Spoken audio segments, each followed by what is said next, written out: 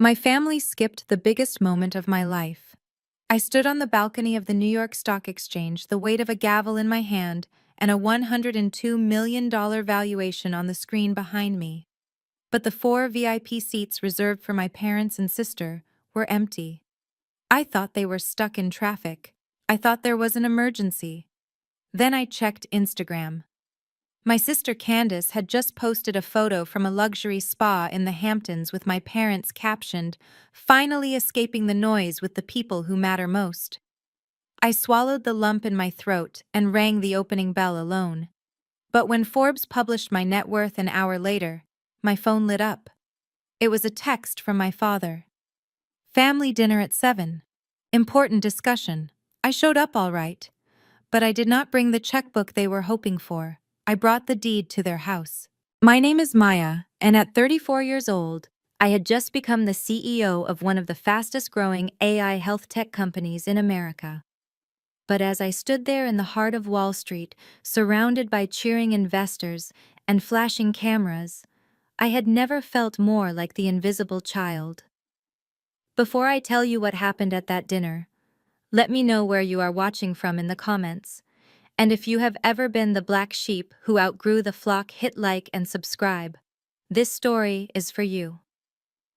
The morning of the IPO was supposed to be the culmination of 5 years of sleepless nights. My company Dermascan had started in a freezing garage where I coded algorithms to detect skin cancer in melanin-rich skin, a demographic the medical industry often overlooked. I had eaten instant noodles for dinner more times than I could count. I had worn the same 3 suits to pitch meetings until the elbows wore thin. Today was the payoff. The ticker symbol DRMA was about to go live. The floor of the exchange was a chaotic sea of traders and media. The energy was electric, a physical hum that vibrated through the soles of my heels. My husband Isaiah stood to my left. He squeezed my hand, his palm warm and steady. He looked handsome in his navy suit, beaming with pride, holding my phone to capture the moment.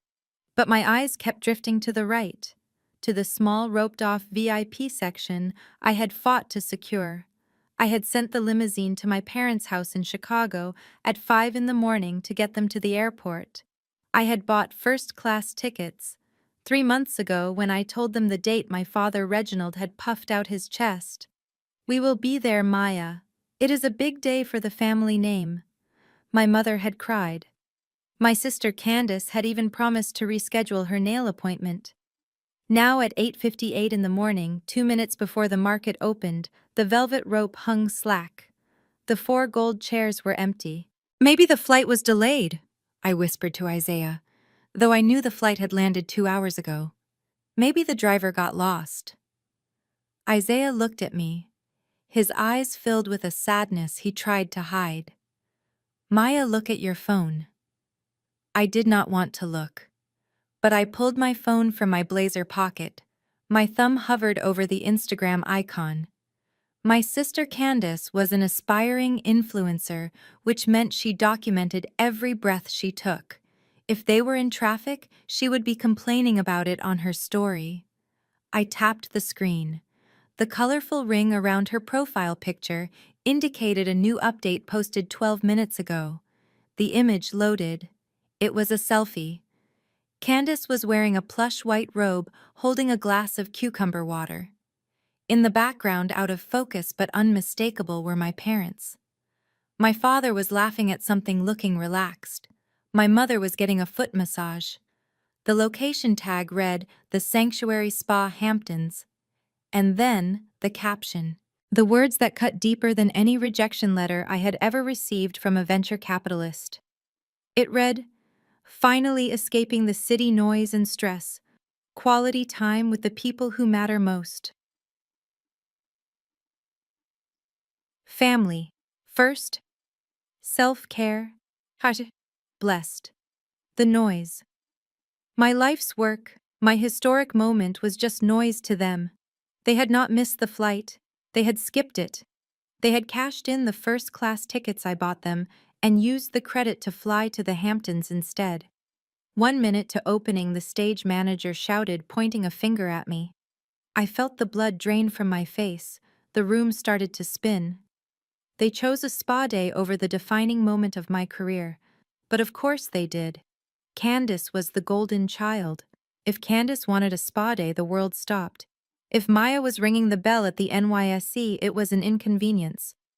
Maya, Isaiah whispered, gripping my shoulder firmly. Look at me. You built this. You, not them. You are here because of your work. Do not let them steal this from you. Ring that bell. I looked at the empty chairs one last time. I thought about the garage. I thought about the way my father used to tell me that computer science was a man's job, and I should learn to cook like Candace. I thought about the way my mother would sigh whenever I talked about my algorithms, asking why I could not just marry a rich banker like Candace's husband Hunter. The countdown began on the massive screens. 10, 9, 8. I forced a smile onto my face. It was a mask. A shield. I straightened my spine. I was Maya Johnson, CEO of a $100 million company. I was not the disappointed daughter anymore. 5, 4, 3. I reached for the gavel. The wood felt heavy and cool. The crowd was chanting. The cameras were zooming in. I channeled every ounce of anger, every drop of rejection, and turned it into power. 2, 1. I brought the gavel down on the sounding block. The bell rang out loud and clear, echoing through the cavernous hall. Confetti rained down from the ceiling. The floor erupted in cheers. People were clapping, shouting my name. Isaiah kissed my cheek, whispering how proud he was. For a split second, I felt triumphant. I had done it. But as the applause died down and we were ushered off the balcony for the CNBC interview, reality crashed back in. I walked past the empty VIP section. I saw a production assistant removing the reserved for family signs from the chairs. My phone buzzed in my hand. Once, twice, then a continuous stream of vibrations. The news was out. The headline was flashing across every financial news ticker in the country. DermaScan IPO soars. Founder Maya Johnson, net worth estimated at $102 million. I looked down at the screen. A text message from Dad. I expected an apology, maybe a lie about a flat tire, maybe, just maybe, a congratulations. I opened the message. Reginald Johnson. Congrats on the news. We saw the article. Call me back immediately. We need to talk before you do anything with that money. Family dinner at 7 p.m. at our house. Hunter and Candace are coming back early. Do not be late. Important discussion. I stared at the screen until the letters blurred. No. Sorry we missed it. We saw the article. They did not care about the achievement. They cared about the valuation. They saw the number 102 million, and suddenly the spa wasn't important anymore. Suddenly, I was family again. I looked at Isaiah. He had seen the text over my shoulder. His jaw tightened. Do not go, he said quietly. Maya, they are predators. I looked at the picture of Candace in her robe again. I looked at the text from my father demanding my presence. A cold, hard resolve settled in my chest. It replaced the sadness. It replaced the longing for approval. I am going, I told Isaiah, sliding the phone back into my pocket. Why, he asked. Because I said, walking toward the news cameras with a genuine smile this time, a smile that didn't reach my eyes. They think they are inviting their daughter to dinner. They don't realize they just invited the CEO who owns their debt. Get the car ready, Isaiah. I want to see their faces when I serve the main course. The chaos of the trading floor had followed me back to the DermaScan headquarters in Midtown Manhattan. Champagne corks were popping in the open-plan office area, where my team of 40 engineers and data scientists were celebrating the victory they had helped build. Confetti littered the floor, and someone had already printed a banner that read DRMA 102 million. I smiled and raised a glass with them, thanking them for the late nights and the missed weekends. But inside my glass-walled office, the silence was deafening. I sat in my ergonomic chair and stared at the tablet on my desk. The Forbes article had gone live 10 minutes ago. The headline was bold and impossible to ignore. It read, "Self-made and soaring. How 34-year-old Maya Johnson revolutionized dermatology with AI and built a 9-figure empire." There was my face looking confident and poised, a stark contrast to the trembling girl who had just been rejected by her own parents hours earlier. The number $102 million was highlighted in green. That number was a blessing, but as I was about to find out, it was also a beacon for every leech in my bloodline. My personal phone, which had been relatively quiet for years, suddenly began to convulse on the mahogany desk. It buzzed and vibrated with a ferocity that made me nauseous. I glanced at the screen. A call from Aunt Sarah. This was the same Aunt Sarah who had told me at a family barbecue 5 years ago that I was wasting my pretty years staring at computer screens and that I should focus on finding a husband before I dried up. She had not called me on my birthday. She had not called when I got engaged. But now she was calling twice in a row. Then came a text from cousin Marcus, who I had not seen since he borrowed $200 from me in college and vanished. The text read, "Hey, cuz, so proud of you. We should grab drinks and catch up. It has been too long." I turned the phone face down. The hypocrisy was suffocating. They did not want to catch up. They wanted to catch a check. The door to my office opened and Isaiah walked in. He had loosened his tie and unbuttoned his collar, looking exhausted but relieved. He closed the door behind him, muffling the sounds of the party outside. He did not look happy. He held his phone out to me. "You need to see this," he said, his voice tight. "Your dad just texted me too. He probably thought you were ignoring him." I took Isaiah's phone. The message from Reginald Johnson was longer than the one he had sent me. It read, "Isaiah, make sure Maya comes home tonight. Tell her it is not just a dinner, it is a family strategy meeting. Hunter and Candace canceled the rest of their spa weekend and are driving back right now. We need to discuss how to protect this new capital. Do not let her make any rash decisions with outsiders. See you at 7. I let out a dry, humorless laugh. Protect the capital. That was rich coming from a man who had drained his own retirement fund to buy a boat he used twice a year. And the phrase outsiders was a clear jab at my team, my lawyers, and probably Isaiah himself.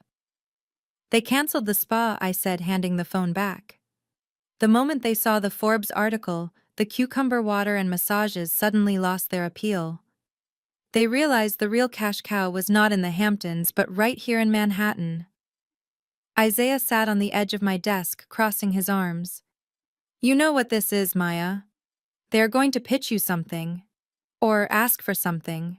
Probably both. You do not have to go. We can order takeout, go home to our apartment and turn off our phones. Let them sit at that table alone."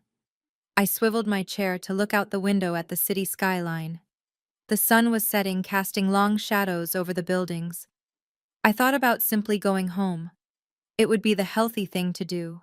It would be the peaceful choice. But peace was not what I wanted tonight. I wanted closure. And more than that, I wanted to see the look in their eyes when they realized the Bank of Maya was permanently closed. "I am going," I said, my voice steady. "But I am not going alone. And I am not going unprepared."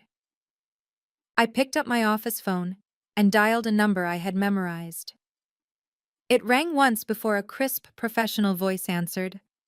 "David, it is Maya. Congratulations on the IPO, Maya," my personal attorney said. "I assume the press is overwhelming." "It is," I said. "But that is not why I am calling. I need you to print the file we discussed last month. The one labeled Asset Protection and Liability. Specifically, the documents regarding the property on Oak Street." There was a pause on the line. "Are you sure, Maya? That is the nuclear option? Once you execute that, there is no going back." I looked at the text from my father again. "Important discussion. Family strategy." "I am sure," I said. "Courier it to my parents' address. Have it arrive by 7:30. I want it to be a surprise." I hung up and looked at Isaiah. He was smiling a slow, knowing smile. He stood up and buttoned his jacket. "I will get the car," he said. The drive to the suburbs of Chicago usually took 40 minutes, but tonight it felt like a journey back in time.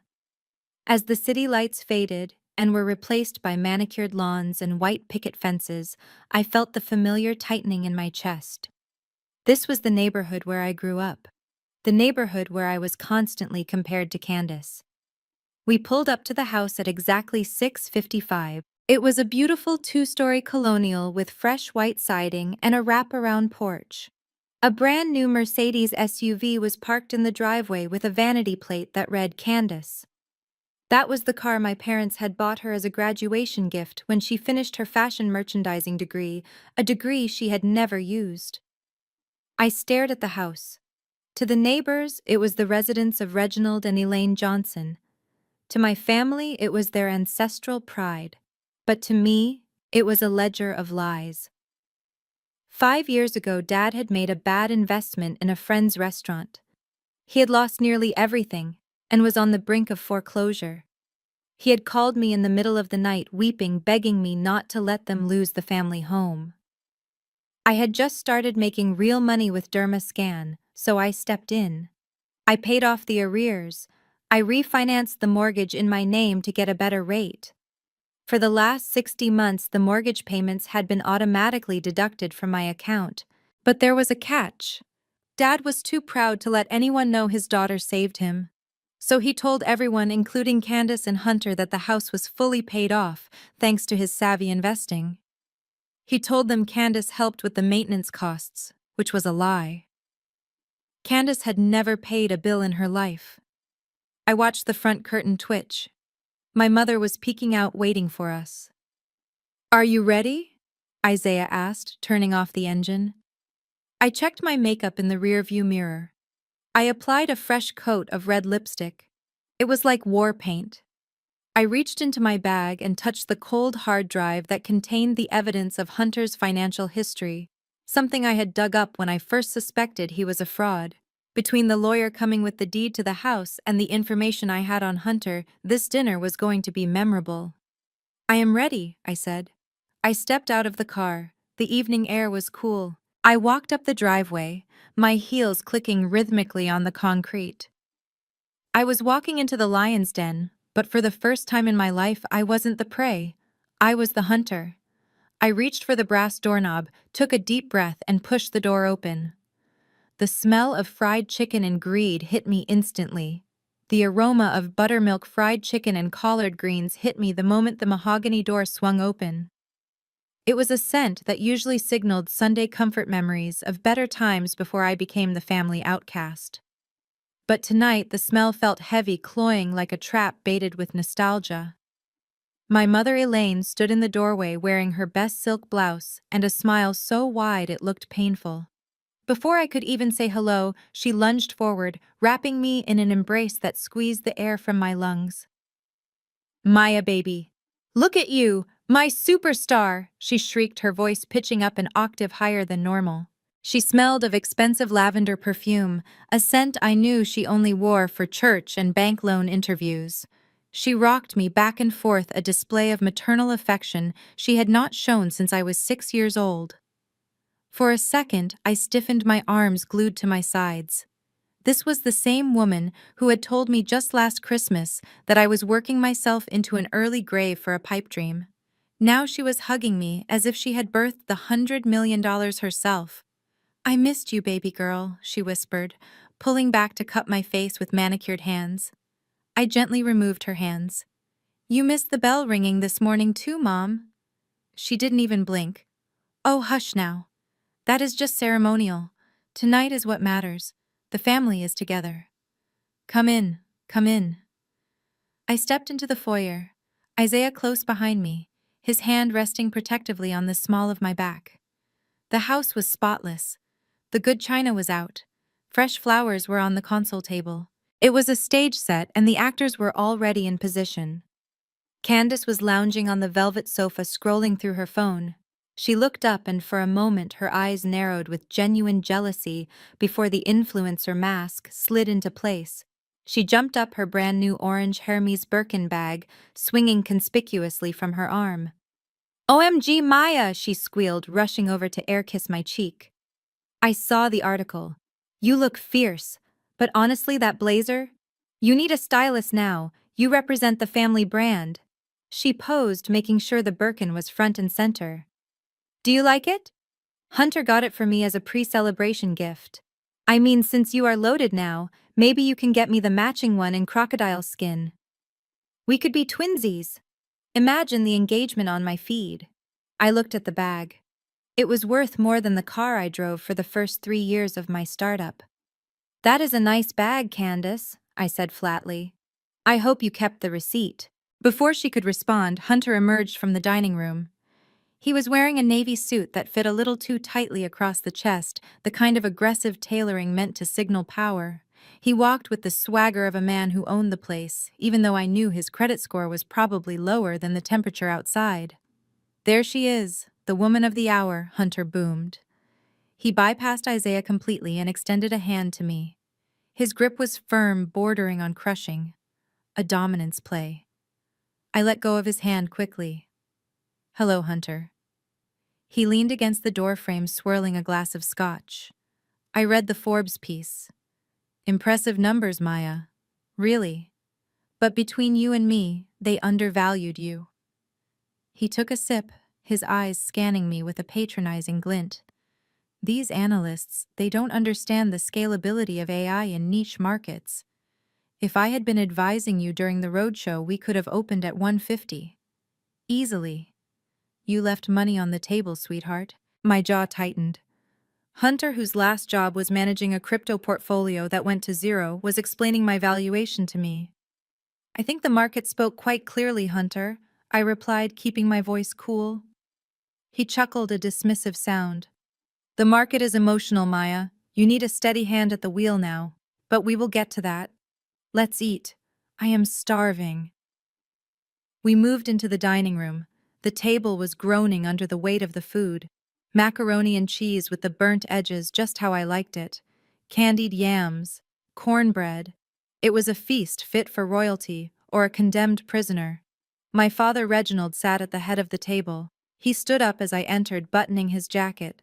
He looked older than I remembered, his hair grayer, but his posture was still rigid with that old-school patriarchal pride. He did not hug me.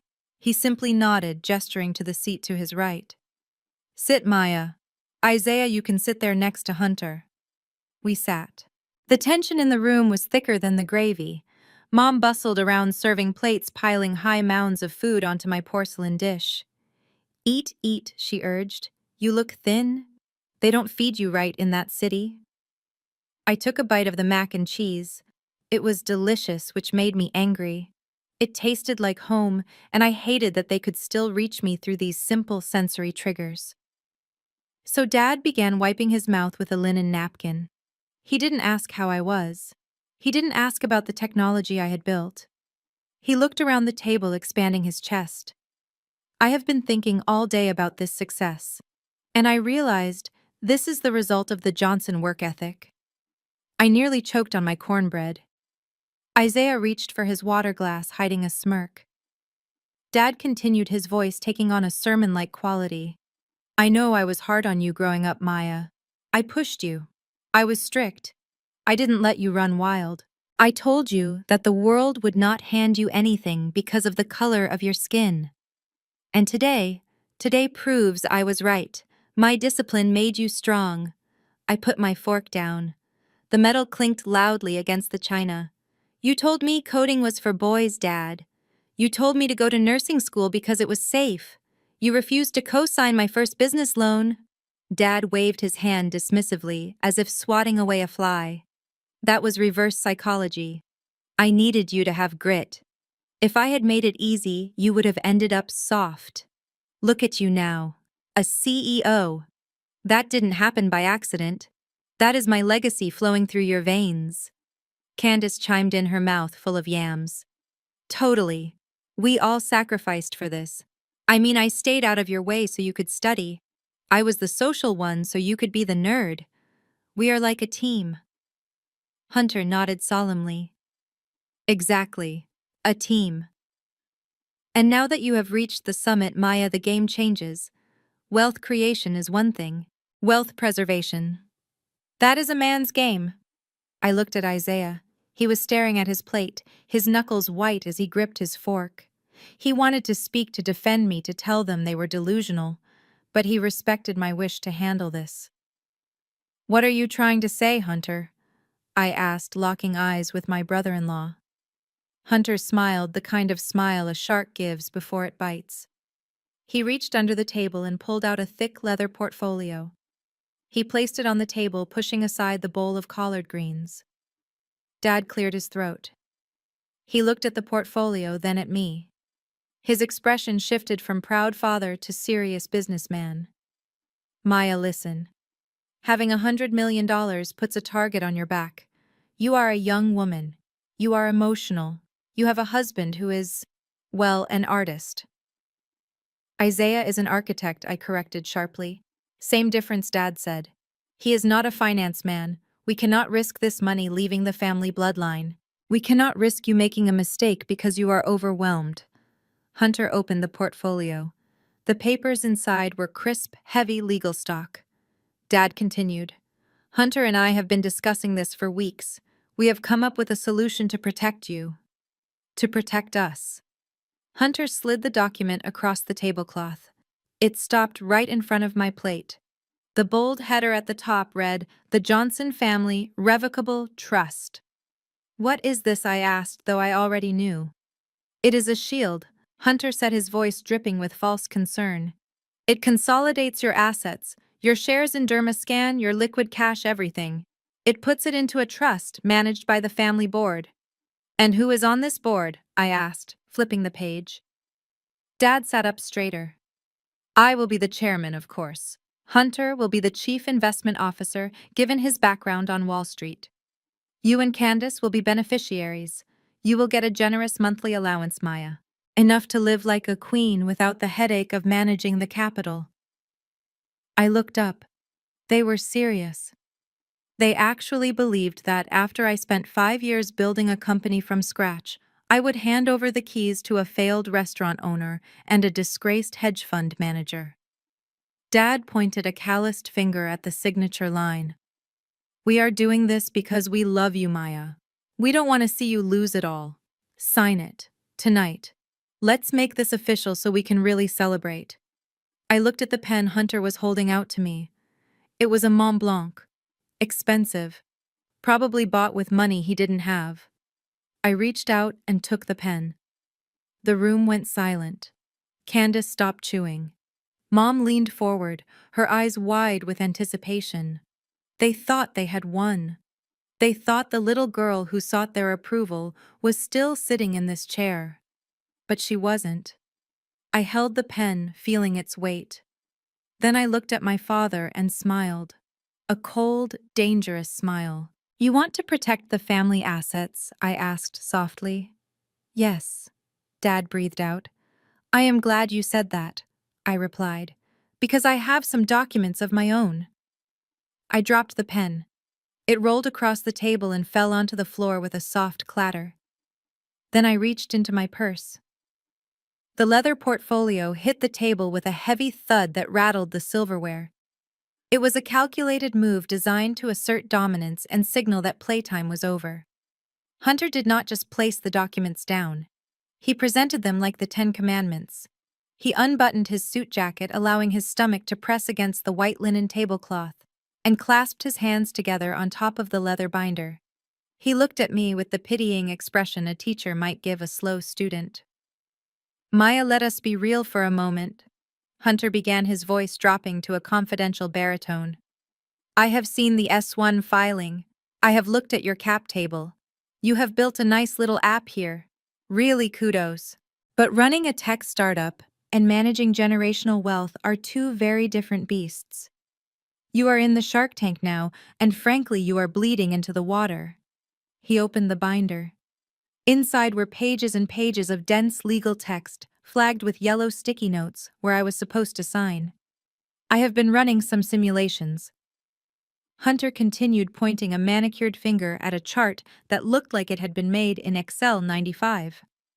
You are facing significant tax exposure, capital gains, estate taxes, potential litigation risks.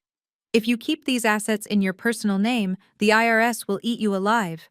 You could lose 40% overnight just to Uncle Sam." He paused for dramatic effect, looking at my father to make sure his audience was captivated. Dad nodded gravely, his brow furrowed. He did not understand a word Hunter was saying, but he understood the fear of losing money. "My proposal is simple," Hunter said, sliding the first page toward me. "We create the Johnson Family Revocable Trust. We transfer 40% of your founder shares into this vehicle immediately. It shields the assets. It creates a firewall between you and the inevitable lawsuits that target public CEOs." I looked at the document. It was not a standard asset protection trust. It was a power grab. "And the governance structure?" I asked, my voice deceptively calm. Hunter smiled, revealing teeth that had been whitened a few shades too bright. "That is the beauty of it. To make it legally bulletproof, it needs independent oversight. Reginald here will serve as the chairman of the board, ensuring the family values are upheld. I will step in as the chief investment officer to handle the daily allocation and strategy. You and Candace will be the primary beneficiaries." "I see," I said. "So I generate the wealth, Dad controls it, and you play with it." "It is not playing." Maya Hunter snapped his mask, slipping for a fraction of a second. "It is high-level asset management. Look, let's be honest. You are a coder, you are an engineer, you are brilliant at algorithms, I am sure. But finance, the markets, that is a man's game. It requires a certain temperament. Women in tech, well, the statistics show they burn out. They get emotional. They make bad calls when the pressure hits. We are trying to take that burden off your shoulders so you can focus on your little dermatology project." My little dermatology project was worth more than his entire bloodline, but I stayed silent.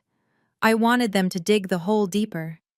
Candace, sensing an opening to attack, leaned forward. She swirled her wine glass, looking from me to Isaiah. "Hunter is right, Maya," she said, her voice dripping with poison. "I mean, look who you are taking advice from." She pointed a long acrylic fingernail at Isaiah. "No offense, Isaiah, but you draw houses for a living. You are an architect. Hunter worked on Wall Street. He managed millions while you were picking out tile samples. If I were you, Maya, I would trust the expert in the family, not the guy who thinks a hammer is a financial tool." Isaiah started to rise from his chair. The veins in his neck were bulging. He had tolerated the snide remarks about his career for years, but being told he was less of a man because he didn't work in finance was the breaking point.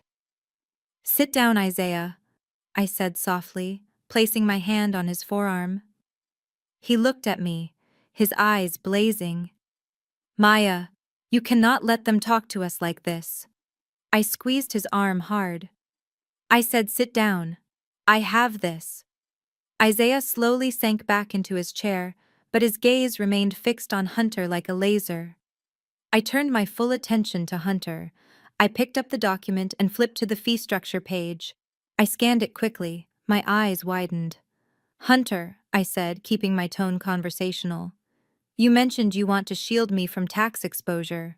Can you explain why this trust is structured as a grantor-retained annuity trust? Or a GRAT, given the current interest rate environment?" Hunter blinked. He shifted in his seat. "Well, the GRAT it is a standard vehicle for minimizing the estate tax impact. Actually, I interrupted, with interest rates this high, a GRAT is incredibly inefficient. The hurdle rate is too high to transfer any significant appreciation. But that is not what concerns me." I pointed to a paragraph on page 5. It says here the chief investment officer takes a 2% management fee annually, plus 20% of any appreciation. That is a hedge fund fee structure, Hunter. For a family trust, Hunter began to sweat. Beads of perspiration formed on his upper lip. "Well, that is industry standard for top-tier talent, Maya. You pay for quality." "Top-tier talent?" I asked. I looked at him with cold curiosity. "Okay, let's talk about your talent. What was the Sharpe ratio of the last fund you managed at Goldman?" The room went silent. Dad looked back and forth between us, sensing the shift in power but not understanding the vocabulary. The sharp ratio, Hunter stammered. He tugged at his collar. Look, historical data is irrelevant. I am talking about forward-looking alpha. I did not let him up for air. It is a simple question, Hunter. The Sharpe ratio measures risk-adjusted return. If you are going to manage $40 million of my money, I need to know you understand risk. So, was it above 1? Was it negative? Because looking at this fee structure, you seem to value your services very highly. Hunter's face turned a mottled shade of red. You are getting bogged down in technicalities. This is about family, this is about trust. I slammed the portfolio shut. The sound echoed like a gunshot. No, Hunter. This is about theft. You are trying to lock my shares into a trust where I have no voting rights. Charge me exorbitant fees to manage money. You have no idea how to invest, and put my father as a figurehead so you can drain the liquidity. You do not know what a Sharpe ratio is, because you were never a portfolio manager. You were a junior analyst who got fired for compliance violations. Hunter stood up, his chair scraping violently against the floor. How dare you, Reginald? Are you going to let her speak to me like this? Dad's face was purple with rage. He did not understand the math, but he understood that his authority was being challenged. He slammed his fist onto the table, making the wine glasses jump. Enough! Dad roared. His voice shook the room. He pointed a shaking finger at me. I do not care about your ratios or your fancy words. You think you are so smart because you made some money? You are nothing without this family. He grabbed the pen. Hunter had dropped earlier and shoved it toward me.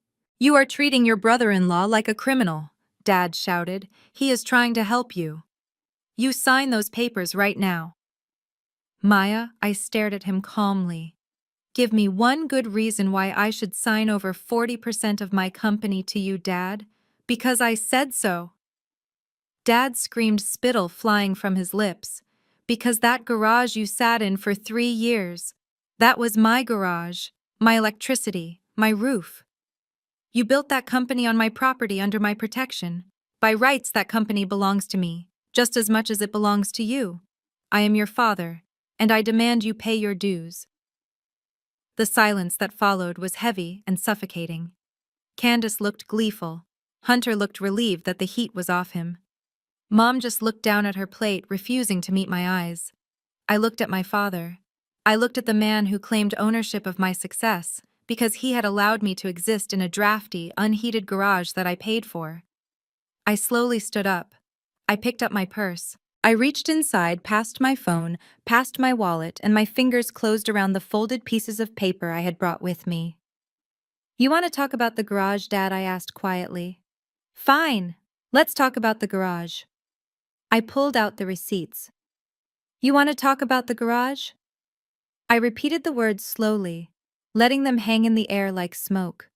A low, humorless chuckle escaped my throat. It was the sound of a woman who had finally realized that the pedestal she had placed her parents on was actually a cage. Dad looked confused by my laughter. He expected tears. He expected submission. He expected the obedient daughter who had spent her life trying to earn a crumb of his affection. Instead, he got the CEO. I reached into my bag and pulled out a plastic Ziploc bag containing a stack of small yellowed pieces of paper. They were old, crinkled, and smelled faintly of motor oil and damp cardboard. I tossed the bag onto the center of the table. It landed on top of Hunter's leather portfolio with a defiant slap. Open it, I said, my voice razor sharp.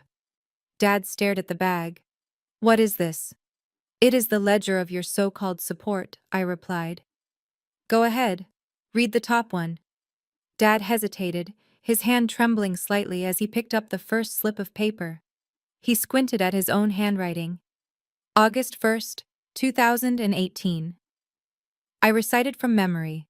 Rent for garage space, $1,000, plus $200 for electricity surcharge, paid in cash. I leaned forward, locking eyes with him. You charged me $1,200 a month to work in a concrete box with no insulation. When the pipes froze that first winter and I had to code in a parka and fingerless gloves. Did you offer me a space heater? No. You charged me an extra $50 a month to plug in my own heater because you said I was running up your bill. Gasps went around the table. Mom put a hand to her mouth. Candace looked at Dad, blinking rapidly. You charged her rent? Candace asked, her voice small. You told us you gave her that space for free to help her get on her feet. You told everyone at church you were her angel investor. Dad's face flushed a deep, embarrassed crimson. He slammed the receipt down. It was a business arrangement. I was teaching her the value of $1. Real estate isn't free, Maya. Exactly, I said, standing up. It was a business arrangement, a transaction. I paid you $36,000 over 3 years for a space that was legally uninhabitable. That means we are square, Dad. I don't owe you a percentage of my company. I don't owe you my intellectual property. And I certainly don't owe you my dignity. I turned my gaze to Hunter. He was trying to shrink into his chair, looking everywhere except at me. He reached for his water glass, his hand shaking so badly that ice cubes clinked against the crystal. And you, I said, shifting my target. The financial genius. The man who wants to protect my assets. Hunter cleared his throat, forcing a weak smile. Maya, let's not get emotional. We can structure the trust differently if the fees are a sticking point. The fees are not the point, Hunter, I interrupted. The fraud is the point. The room went deathly silent. Even the air conditioning seemed to stop humming. I pulled a single crisp sheet of paper from my bag. It was a background check report, specifically the compliance record from the Financial Industry Regulatory Authority. I know why you left Goldman Sachs 3 years ago, I said, my voice calm and steady. You didn't leave to start your own boutique firm as you told everyone. You were terminated for cause, unauthorized trading in client accounts. You tried to cover up a 6-figure loss by moving money between accounts without authorization. You were barred from the industry for 5 years. I slid the paper across the table. It stopped right in front of Dad's plate. Dad looked down. He saw the official seal. He saw the word expelled in bold red letters next to Hunter's name. Hunter leaped to his feet, his face draining of all color. That is a lie. That is a fabrication. She forged that. Reginald, don't listen to her. She is jealous of our success. Dad looked at Hunter, then at the paper, then at me. His brain was trying to process the collapse of his narrative. His golden son-in-law was a fraud. His scapegoat daughter was the only one telling the truth. But instead of thanking me, instead of apologizing, Dad did what narcissists always do when cornered. He attacked the person holding the mirror. He stood up, knocking his chair backward. It crashed onto the floor. His face twisted into a mask of pure, unadulterated rage. "Get out!" he screamed, his voice cracking. I stood my ground. "You want me to leave because I exposed him? I want you out of my house!" Dad roared, pointing a shaking finger at the door. "You come in here flashing your money, disrespecting your mother, attacking your sister's husband. You are poison, Maya. You are an ungrateful, arrogant little brat." He grabbed the trust document and ripped it in half, throwing the pieces at me. "I don't want your money. I don't want your shares. You are dead to me, do you hear? Dead. Let's see how long your precious stock price lasts when the world finds out you abandoned your family. Get out!" Isaiah stepped forward, placing himself between me and my father. "We are leaving, Reginald, and do not ever speak to my wife like that again." Dad laughed a manic, desperate sound. Take her and get out. She is a curse." I looked at my mother. She was weeping silently into her napkin, but she didn't say a word. She didn't look up. She chose her side. She chose the lie because the truth was too painful to bear. I grabbed my purse. "Goodbye, Dad," I said softly. "Keep the receipts. You might need them for the IRS audit. I am fairly certain Hunter is about to bring down on you." I turned on my heel and walked out. I didn't look back at the dining room. I didn't look back at the untouched soul food. I walked through the foyer, past the family photos that I was notably absent from, and out into the cool night air. The heavy front door slammed shut behind us, the sound echoing like a final gavel strike. I marched down the driveway to our car, my heart pounding against my ribs. My hands were shaking not from fear, but from the adrenaline of finally cutting the cord. "Are you okay?" Isaiah asked, opening the car door for me. I took a deep breath, inhaling the scent of pine and exhaust. "I am better than okay, Isaiah. I am free."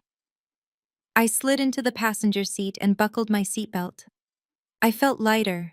The burden of their expectations, the weight of their judgment, it was gone. I had paid my dues. I had the receipts. Isaiah started the car and we began to back out of the driveway. I pulled out my phone to check my email planning to message my lawyer to finalize the purchase of their mortgage debt.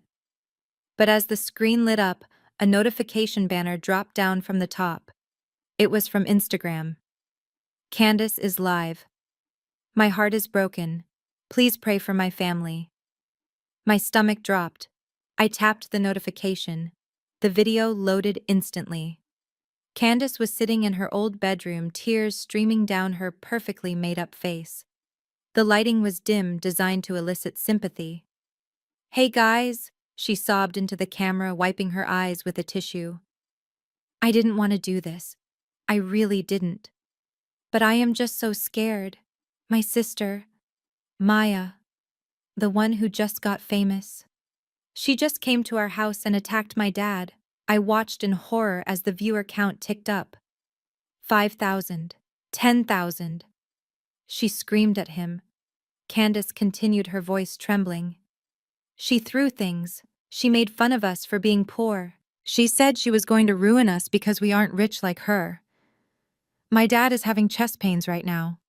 We are waiting for the ambulance. I just don't understand how money can change people like this." The comments were flying by faster than I could read them. "Cancel Maya Johnson. Boycott Derma Scan. What a monster.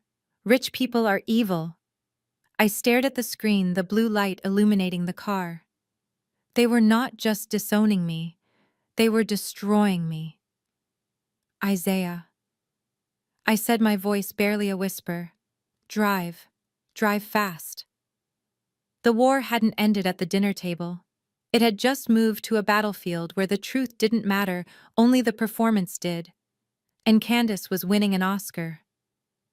The morning sun that filtered into my penthouse apartment felt more like an interrogation light than a new beginning. I had barely slept, the adrenaline from the night before curdling into a knot of anxiety in my stomach. I reached for my phone on the nightstand, hoping that perhaps the silence from my family meant they were retreating, licking their wounds in shame.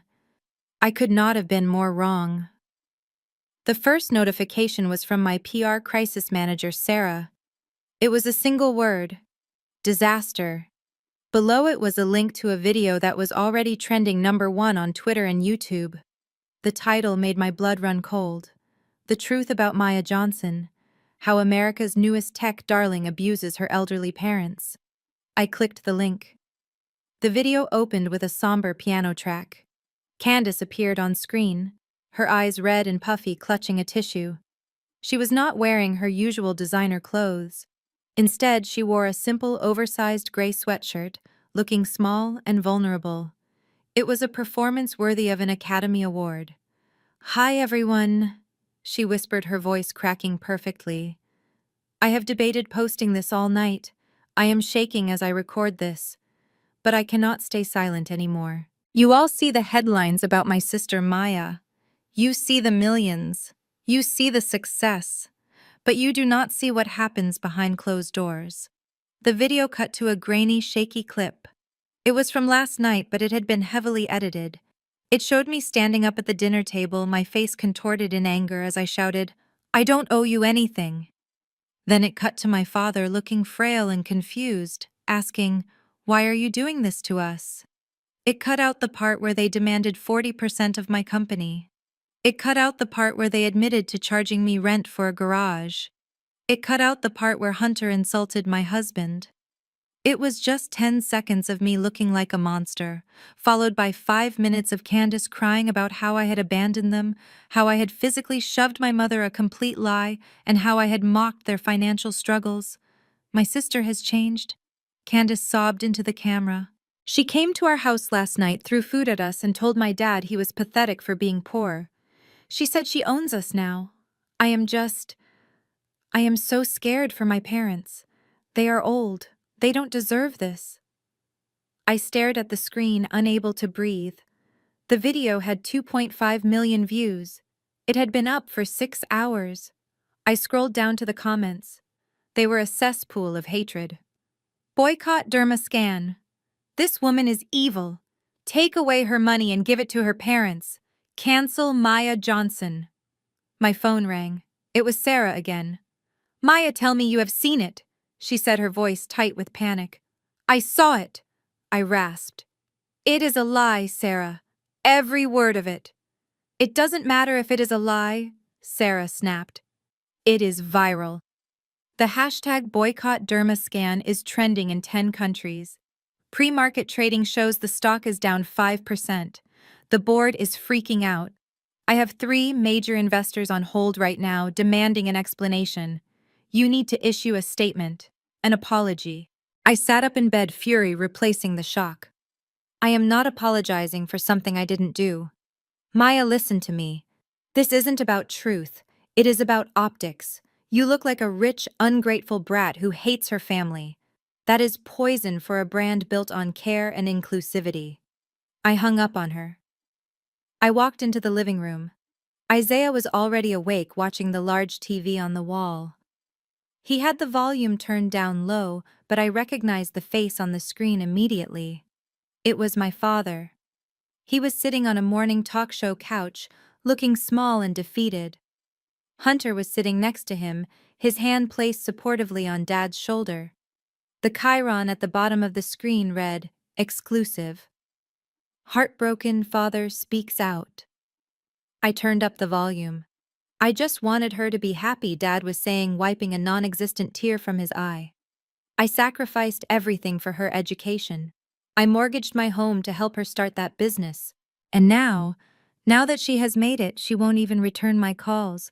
She treats us like dirt. Last night broke my heart. The host, a woman known for her sympathetic interviews, leaned in. And is it true she threatened legal action against you? Dad nodded slowly. She brought out lawyers. She threatened to evict us, her own parents. I threw the remote control across the room. It smashed against the wall, the batteries skittering across the hardwood floor. They are lying, I screamed. They are lying on national television. Isaiah stood up and walked over to me, wrapping his arms around my trembling frame. I know, baby. I know. It is a smear campaign. Hunter is orchestrating this. Look at him. I looked at the screen. Hunter was nodding solemnly, looking the picture of a concerned son-in-law. We are just worried about her mental state, Hunter said smoothly. The money has changed her. We are exploring legal options, not for the money but to get her the help she needs. We believe she is not fit to run that company right now. That was the kill shot. They weren't just trying to ruin my reputation. They were trying to declare me incompetent. They were trying to stage a coup. My phone buzzed again. An email notification popped up on my watch. The sender was a law firm I didn't recognize. The subject line was purely formal. Service of process. Johnson versus Johnson. I opened the email on my phone. It was a lawsuit. Plaintiff, Reginald Johnson. Defendant, Maya Johnson. Cause of action, breach of verbal contract. Intentional infliction of emotional distress. Theft of intellectual property. I scrolled to the bottom. The demand for damages was staggering. $30 million. They were claiming that the idea for the skin cancer detection algorithm was developed during family brainstorming sessions. They were claiming that my father was a co-founder who had been cut out. They were claiming that my refusal to sign the trust was a breach of their verbal agreement to share the profits. It was absurd. It was baseless. Any judge would throw it out in a heartbeat once they saw the evidence. But that wasn't the point. Hunter knew he couldn't win in court. He didn't want to go to court. He wanted to drag this out in the public eye. He wanted to bleed me dry with legal fees and bad press until I cut them a check just to make it stop. $30 million, I whispered.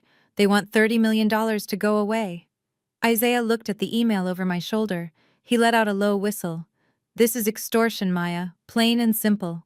I walked to the window and looked down at the street below. Paparazzi were already gathering outside my building. I could see their long lenses pointed up at my balcony. I was trapped.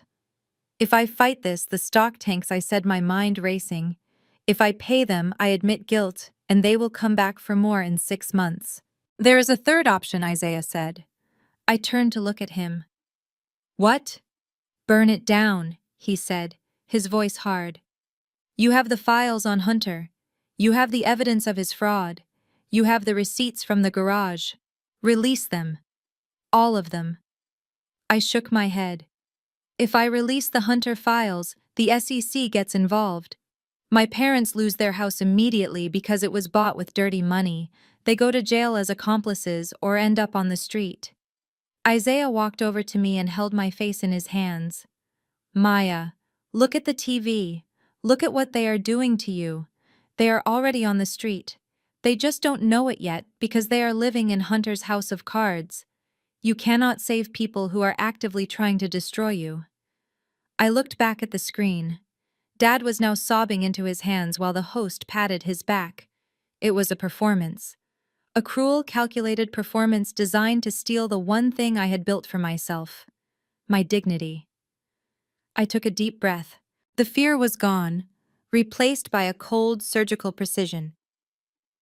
Get the car, Isaiah, I said. We aren't going to the office. Where are we going? He asked. I picked up my phone and dialed my private investigator. We are going to find the one person Hunter forgot to silence, I said. We are going to find his ex-wife. The polished oak conference table in my attorney's office felt miles long, distancing me from the absurd document sitting in the center.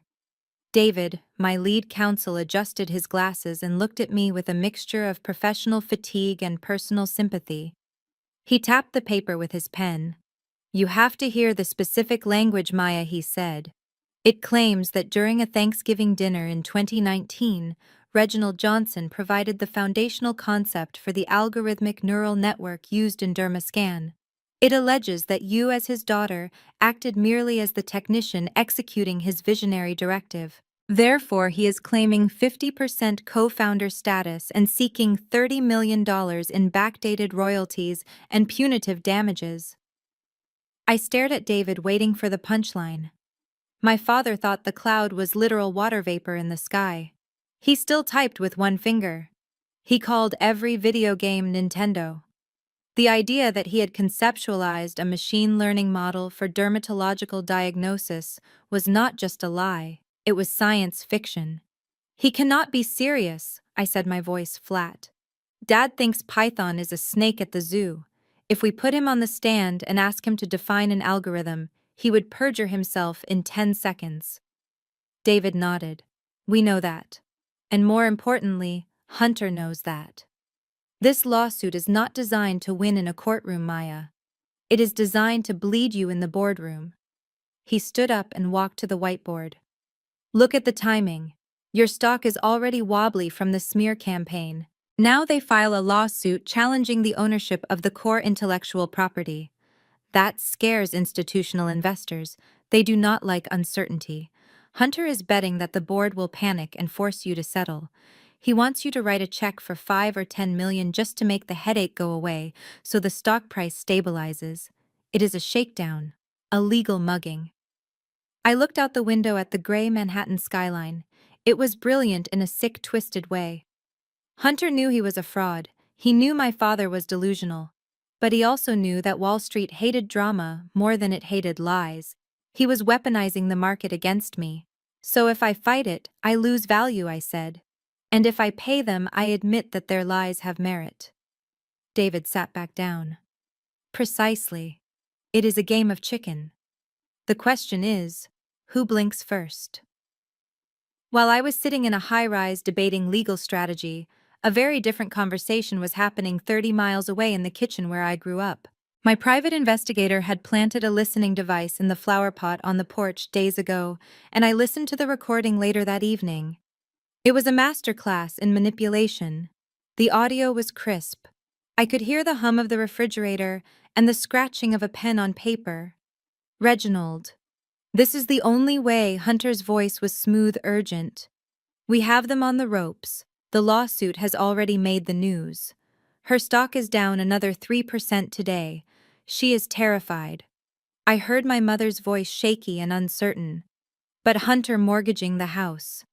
This is our home. We finally own it, free and clear. What if we lose the case? What if Maya fights back? Hunter sighed, the sound of a patient man dealing with simpletons. Elaine, we are not going to lose. But litigation is expensive. My lawyers need retainers. We need to hire expert witnesses to testify that Reginald's ideas were the basis of her code. This money from the house is not spending, it is an investment. When we win, and we will win, Maya will have to pay legal fees plus the $30 million. You will get this money back 10 times over. Think of it as a bridge loan to your future. There was a silence. I could imagine my father sitting there, his ego bruised by our confrontation, desperate to regain the upper hand. She humiliated me, Reginald muttered. His voice was low and bitter. She came into my house, threw money in my face, and treated me like I was her employee. She thinks she is better than us because she got lucky with a computer program. She did not get lucky. Reginald. Hunter fed the fire. She stole from you. She stood on your shoulders and then kicked you in the face. Are you going to let her win? Are you going to let her keep everything while you scrape by on Social Security? No, Dad snapped. No. I am the head of this family. Then sign the papers, Hunter urged. Use the equity in this house to fund the war. Show her that you are not afraid. Show her that the Johnson name belongs to you, not her. But what about the payments? Mom asked weakly. If we take out $300,000, the monthly note will be high. We are on a fixed income. I will cover the payments, Hunter lied effortlessly. My investments are about to mature next month. I will handle the mortgage until the settlement check clears. You won't pay a dime. Trust me. I am doing this for us. For the family. I listened to the scratching sound of a ballpoint pen moving across paper. It was the sound of a guillotine blade dropping. My father, driven by pride and blinded by a con man, was signing away the only asset he had left, the house that I had secretly paid off for him. He was leveraging my gift to fund a war against me. The recording ended with the sound of papers being shuffled. Perfect, Hunter said. I will run this to the bank first thing in the morning. We will have the war chest by noon. I took off my headphones, feeling physically ill. Hunter was not just suing me. He was cannibalizing my parents. He knew that lawsuit was garbage. He knew there would be no settlement. He was simply extracting the last drop of equity from them before the ship went down. My phone buzzed on the desk. It was the private investigator, Marcus. Maya, you need to see the file I just sent over. Marcus said, his voice grim. I opened my secure email client. A PDF titled Project Ponzi popped up. I knew Hunter was bad, Marcus said, but I didn't know he was this active. I dug into the shell companies he is using to pay for that lifestyle. The cars, the clothes, the gala he is planning. None of it is real money. What is it? I asked, clicking open the file. It is a classic Ponzi scheme disguised as a crypto arbitrage fund, Marcus explained. He has been taking money from new investors to pay out fake returns to older ones. But the well is running dry. He is desperate for liquidity. That is why he is pushing for the lawsuit settlement. He needs a big injection of cash to keep the scheme floating for another few months. I stared at the flowcharts Marcus had created. The money from my parents' mortgage was not going to lawyers. He is not going to use the house money for the lawsuit, is he? I asked, feeling a cold pit in my stomach. No, Marcus replied. He is going to dump that $300,000 straight into the Ponzi to pay off a couple of angry investors who are threatening to go to the FBI. Your parents are not investors, Maya. They are the exit liquidity. Once he gets that check from the bank, that money is gone. And when the scheme collapses, the bank will foreclose on the house. I leaned back in my chair. My parents had just signed their death warrant. They had handed their home to a wolf who promised to guard the sheep. I looked at the time. It was late. The bank would open in 9 hours. I could call them. I could try to warn them. But after the smear campaign, after the lawsuit, after my father called me a thief on national television, would they even listen? Or would they think I was trying to sabotage their victory? I realized then that Isaiah was right. You cannot save people who are holding the match to their own gasoline. But you can make sure that when the explosion happens, the right person gets burned. Marcus, I said, my voice hardening. Let the transaction go through. Are you sure? Marcus asked. They will lose the house. I know, I said. But if we stop it now, they will just blame me for holding them back. They need to see the theft with their own eyes. Let Hunter cash that check. Let him think he has won. And while he is busy spending their money, I want you to find the one person who knows exactly where all the bodies are buried. Who is that? His ex-wife, I said. Find her. Pay her whatever she wants. I need her at that gala next week. I hung up the phone. The lawsuit was a distraction. The real war was about to begin, and I was done playing defense. Hunter wanted a settlement. I was going to give him a reckoning. The safe house Marcus used for his high-level investigations was a stark contrast to the chaotic noise of the internet. Here, in a windowless room illuminated only by the blue glow of server racks and multiple monitors, there were no hashtags, no sobbing live streams, and no emotional manipulation. There was only data. And data, unlike my family, never lied. Marcus sat at the main terminal, his fingers flying across a mechanical keyboard. He was a digital forensic specialist I had hired years ago to audit my company's security, and he was the only person I trusted to dissect the rotting carcass of Hunter's financial life. Isaiah stood behind him, arms crossed, his face grim. I pulled a chair up to the desk, watching the lines of code resolve into bank statements and wire transfers. "We are inside," Marcus said, his voice devoid of emotion. "I have bypassed the proxy servers he set up. We are looking at the raw ledger of the Sterling Capital Fund." "Show me," I said. Marcus hit a key, and a visualization appeared on the center screen. It looked like a spider web with hundreds of thin red lines radiating out from a central hub. "This is a classic Ponzi structure," Marcus explained, pointing to the center. "This is Hunter's operating account. These lines coming in are deposits from new investors. These lines going out are payments to early investors. There is no trading activity, no stock purchases, no crypto assets. He is just taking money from Peter to pay Paul." I scanned the list of names. Some I recognized: wealthy doctors from the country club, a few retired teachers from our church. Hunter had not just scammed strangers, he had hunted in our own backyard. "But look at the cash flow," Marcus said, zooming in on the timeline. "The inflow stopped 3 months ago. The well is dry. He has been defaulting on payments. That is why he is desperate. He needs fresh blood to keep the illusion alive." "And that is where my parents come in," I whispered. Marcus nodded slowly. He opened a new window. It showed a transaction time-stamped just 6 hours ago. The amount was $320,000. The source was First National Bank, a wire transfer from a home equity line of credit. The beneficiary was Sterling Capital. "There it is," Isaiah said, his voice thick with disgust. "The mortgage money." I felt a wave of nausea roll over me. My father had signed those papers yesterday, believing he was funding a legal war to protect his legacy. He believed he was paying top-tier lawyers to fight for his rights. "Where did it go?" I asked, pointing at the screen. "Did he pay a retainer to the law firm suing me?" Marcus shook his head. "Watch this." He tracked the money.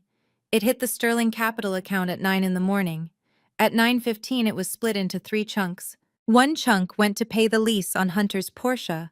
Another chunk went to a luxury event planner for the upcoming gala.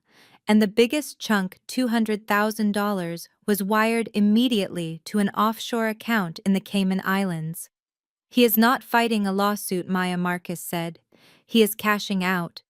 He is skimming the last bit of cream before the milk goes sour. He is planning to run. I stared at the screen. My parents' home, the safety net I had secretly built for them, was gone. It was sitting in a numbered account in the Caribbean, waiting for Hunter to join it. And what about Candace, I asked. Does she know Marcus pulled up another file? This one was a credit report. Candace is just as much a victim as she is an accomplice, Marcus said. Look at her personal cards. Amex Black, Visa Signature, all of them are maxed out. She has been trying to use them for the last week, but the transactions are being declined. He clicked on a log of text messages intercepted from Candace's phone. I read the messages she sent to Hunter. Babe, my card got declined at Sephora again. The cashier looked at me like I was broke. Fix this. And Hunter's reply. It is just a fraud alert, baby. The bank is being overprotective because we are spending so much. Use the debit card. I transferred cash. He is gaslighting her too, I realized. She thinks they are rich. She thinks the declined cards are just technical glitches. She has no idea she is drowning in debt. I stood up and paced the small room. The air conditioning was humming, but I felt hot, suffocated by the magnitude of the betrayal. My parents were not just broke. They were destitute. The moment the bank realized the equity was gone and the payments stopped, they would foreclose. My father, a man defined by his pride, would be homeless at 65. I have to tell them, I said, stopping in front of Isaiah. I have to call Mom. If I show them this, if I show them the wire transfer to the Caymans, they will stop the lawsuit. They will see that Hunter is the villain. I reached for my phone. My thumb hovered over my mother's contact. Isaiah reached out and gently covered my hand with his. Maya, stop. I looked at him, tears stinging my eyes. Isaiah, they are going to lose everything. That is still my mother. That is still the house I grew up in. Isaiah took the phone from my hand and set it down on the desk. Think about what happened yesterday, Maya, he said, his voice firm but compassionate. Think about the live stream. Think about your father on national television calling you a thief. If you go to them now with this data, what will they say? They will say I hacked them. I replied, the realization dawning on me. Exactly, Isaiah said. Hunter has already primed them to believe you are a vindictive, powerful tech mogul out to destroy them. If you show them bank records, Hunter will say you forged them. He will say you used your AI to create fake documents. He will say you are spying on them, which technically you are. But I cannot just let them crash, I argued, though my resolve was weakening. You are not letting them crash, Isaiah said. They have already crashed. They just haven't hit the ground yet. He turned me to face him, holding my shoulders. You cannot save people who do not want to be saved, Maya. You cannot force them to see the truth when they are comfortable in the lie. If you bail them out now, if you intervene, you are just the villain who ruined their beautiful dream. They need to wake up on their own. And the only thing that wakes people like your father up is consequences. I looked back at the screen. The red lines of the Ponzi scheme pulsed like infected veins. So we wait, I asked. We wait, Marcus chimed in from the desk. But we don't wait long. I found the invitation list for the gala Hunter is hosting next week. The gala, I repeated.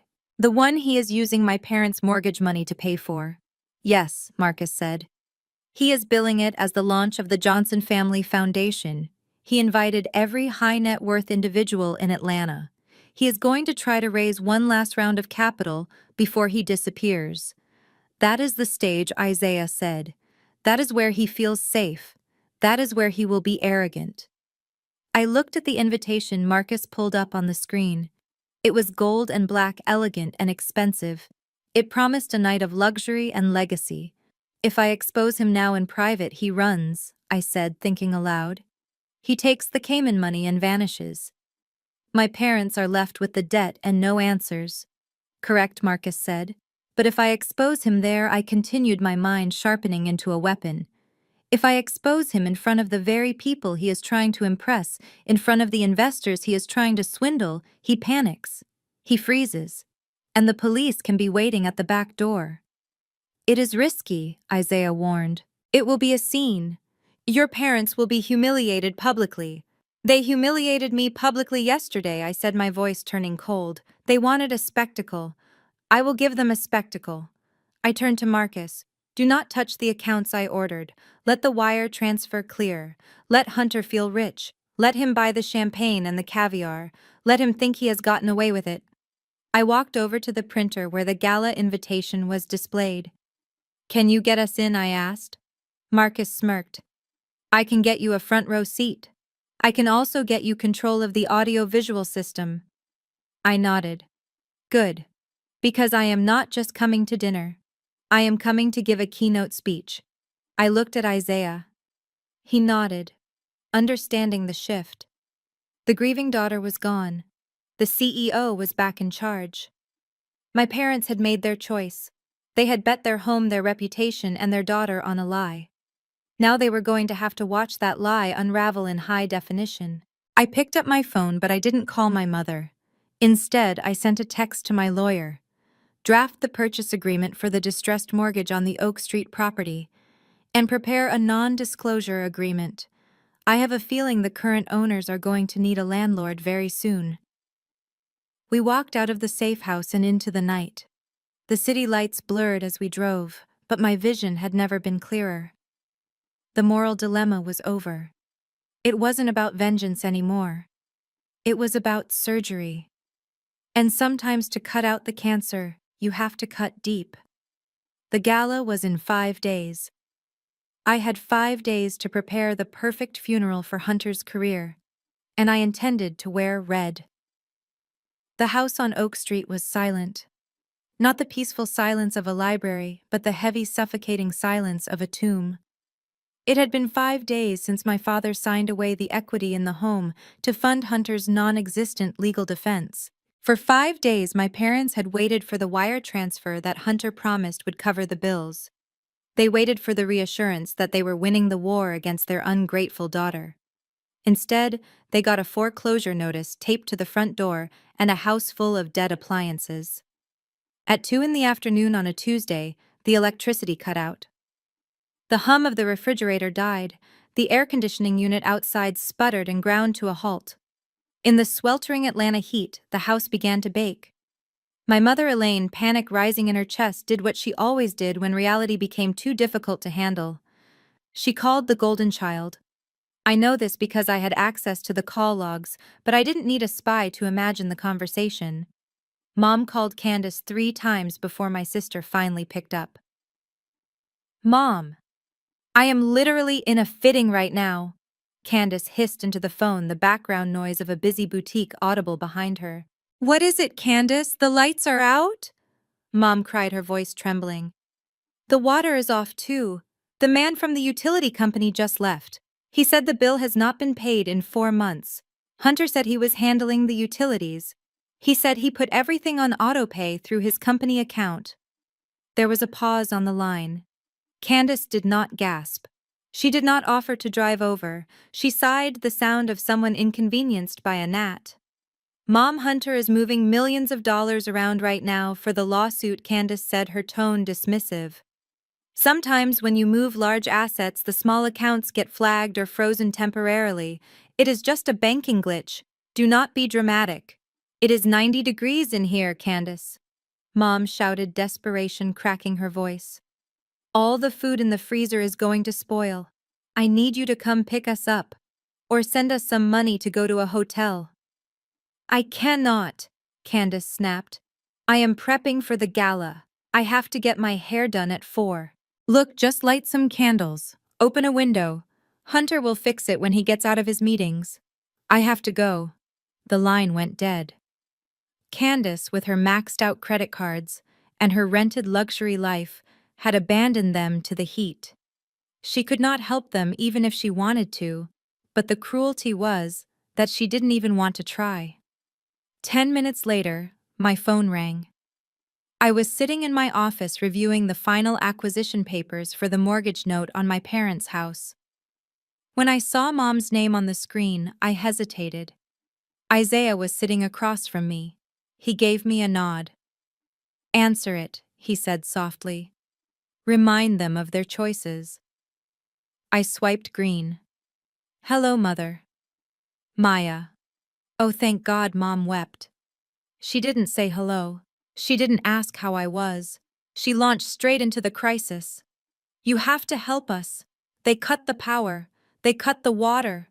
Your father is sitting in the dark and his blood pressure is sky high. We have no cash. Please, Maya, just transfer us $5,000. Just until Hunter sorts out the bank error. I leaned back in my chair staring at the skyline. The request was breathtaking in its audacity. They were suing me for $30 million, claiming I was a thief, yet they were asking me for cash to survive the afternoon. Mom, I said, keeping my voice devoid of the anger that was boiling inside me. I am confused. On the news yesterday, Dad said I was a financial predator. He said Hunter was the brilliant mind protecting the family assets. Why aren't you calling your chief investment officer? Don't be like that, Mom sobbed. This is an emergency. We are your parents. You cannot leave us in the heat. We are elderly. You are 60, Mom, I said. You are not invalid. And you are not victims of a disaster. You are victims of your own greed. You signed the equity over to Hunter. He took $300,000 out of your house 5 days ago. Are you telling me he didn't pay the light bill? He did pay it. Mom insisted, clinging to the lie. It is a system error. He told us the bank froze the accounts because of the lawsuit expenses. It is your fault, really. If you hadn't forced us to sue you, none of this would be happening. I closed my eyes. There it was. Even in the dark, even sweating in a house they were about to lose, it was still my fault. I cannot help you, Mom, I said coldly. If I send you money, it undermines my legal position in the lawsuit you filed against me. My lawyer has advised me not to interfere with the plaintiff's financial situation. You wanted a legal battle. This is what it looks like. Call Hunter. I hung up before she could guilt me further. My hand was shaking. It went against every instinct I had to leave them suffering, but Isaiah was right. If I saved them now, they would never see the truth. They would think Hunter fixed it. They needed to sit in that dark, hot house and realize that their golden boy had left them to rot. Back on Oak Street, as the sun went down and the house turned pitch black, my father refused to leave. He sat in his armchair by the window, fanning himself with a folded newspaper. It will be back on any minute, Dad muttered to Mom, who was lighting a vanilla-scented candle on the dining table. Hunter sent me a text. He said he is on the phone with the CEO of the power company right now. He is going to get heads rolling for this mistake. But the lights did not come on. They ate peanut butter sandwiches by candlelight, the silence of the house amplified by the terrifying reality that they had no money, no power, and no one coming to save them. The next morning the power was still out. But a courier arrived. He didn't bring a check. He brought 2 garment bags and a heavy cream envelope. Mom opened the envelope with trembling hands. Inside was a printed letter from Hunter on thick gold-embossed stationery. Dear Mom and Dad, the letter read, apologies for the utility mix-up. My team is working on it. In the meantime, we have a bigger mission, to counter Maya's smear campaign and show the world that the Johnson family is united and prosperous. I am hosting the inaugural Johnson Family Foundation Gala this Saturday at the St. Regis. I have enclosed your outfits, a tuxedo for Reginald and a gown for Elaine. Your attendance is mandatory. We need to look successful to attract the investors who will help us win the lawsuit. A car will pick you up at 6. Do not be late. Love, Hunter. Dad touched the tuxedo sleeve. It was velvet. It looked expensive. See? Dad said, his eyes lighting up with delusional hope. I told you, he is handling it. This gala is the answer. He is going to raise millions, and then we will pay off the house and the bills. We just have to look the part. Mom looked at the dark refrigerator, then at the gown. She felt sick, but she nodded. They had no other choice. They were passengers on a high-speed train that was running out of track, but looking out the window, all they chose to see was the scenery. In my office, Marcus projected the same invitation onto the wall. He is forcing them to go, Marcus said. He needs them there as props. If the parents are there smiling, the investors will think the rumors about the family feud are false. He is using them as human shields. I looked at the date on the invitation. Saturday. 3 days away. Let him have his show, I said, standing up. He wants the Johnson family united. He is going to get it. I turned to Isaiah. Did the purchase agreement for the house go through? Isaiah nodded, sliding a blue folder across the desk. As of this morning, the bank sold the note. The deed is in your holding company's name. You own the house on Oak Street. Good, I said. And the power I called the utility company as the new owner, Isaiah said. I paid the arrears. The lights should be back on in an hour. I smiled, but it was a sad, tired smile. They will think Hunter fixed it, I said. Let them think that, Isaiah replied. It will make the fall on Saturday that much harder. I walked to the window. Saturday night. The St. Regis. It was going to be the most expensive dinner of Hunter's life. And for my parents, it would be the moment the lights finally came on, not just in their house, but in their minds. I hope they like the view. The St. Regis Hotel in Atlanta is known for its crystal chandeliers, velvet drapes, and the kind of hush that only money can buy. 3 days before the gala, Hunter stood in the center of the grand ballroom barking orders at a terrified event planner. He was spending money like water, demanding imported orchids from Thailand and a champagne tower that defied gravity. To the hotel staff, he looked like a high-rolling financier. To me, watching the surveillance footage Marcus had accessed from the hotel security system, he looked like a man trying to build a fortress out of playing cards. He had put down a $50,000 deposit for the venue. That money had come directly from the wire transfer my father had authorized, the very last equity drained from the home I grew up in. Hunter was not just throwing a party. He was constructing a stage for his final con. He had invited the city's elite, promising them a reveal of the Johnson Family Foundation, a vehicle he claimed would revolutionize philanthropic investing. In reality, the prospectus he had sent out promised returns of 200%, a mathematical impossibility that screamed fraud to anyone with a calculator. But Hunter knew his audience. He was targeting the greedy and the gullible people who wanted to believe in magic because the market had been too slow for them. While Hunter was burning through my parents' retirement fund, Candace was busy constructing her own facade. My private investigator tracked her to a high-end rental boutique in Buckhead. She spent 3 hours trying on gowns that retailed for $10,000, finally settling on a gold-sequined number that looked like a disco ball had exploded. She could not afford to buy it, of course. Her credit cards were dead plastic. So she rented it for the weekend, putting the deposit on Hunter's corporate card, which was currently being fueled by the stolen mortgage money. 10 minutes later, a photo appeared on her Instagram. She was posing in the dressing room, the gold dress shimmering under the lights. The caption read, "Fitting for the family gala. It takes expensive taste to build a legacy. Cannot wait to celebrate our success with the movers and shakers of Atlanta. # old money. Black excellence. CEO." I stared at the hashtag old money and almost laughed. The only thing old about their money was the debt, which had been aging like milk since the day Hunter walked into their lives.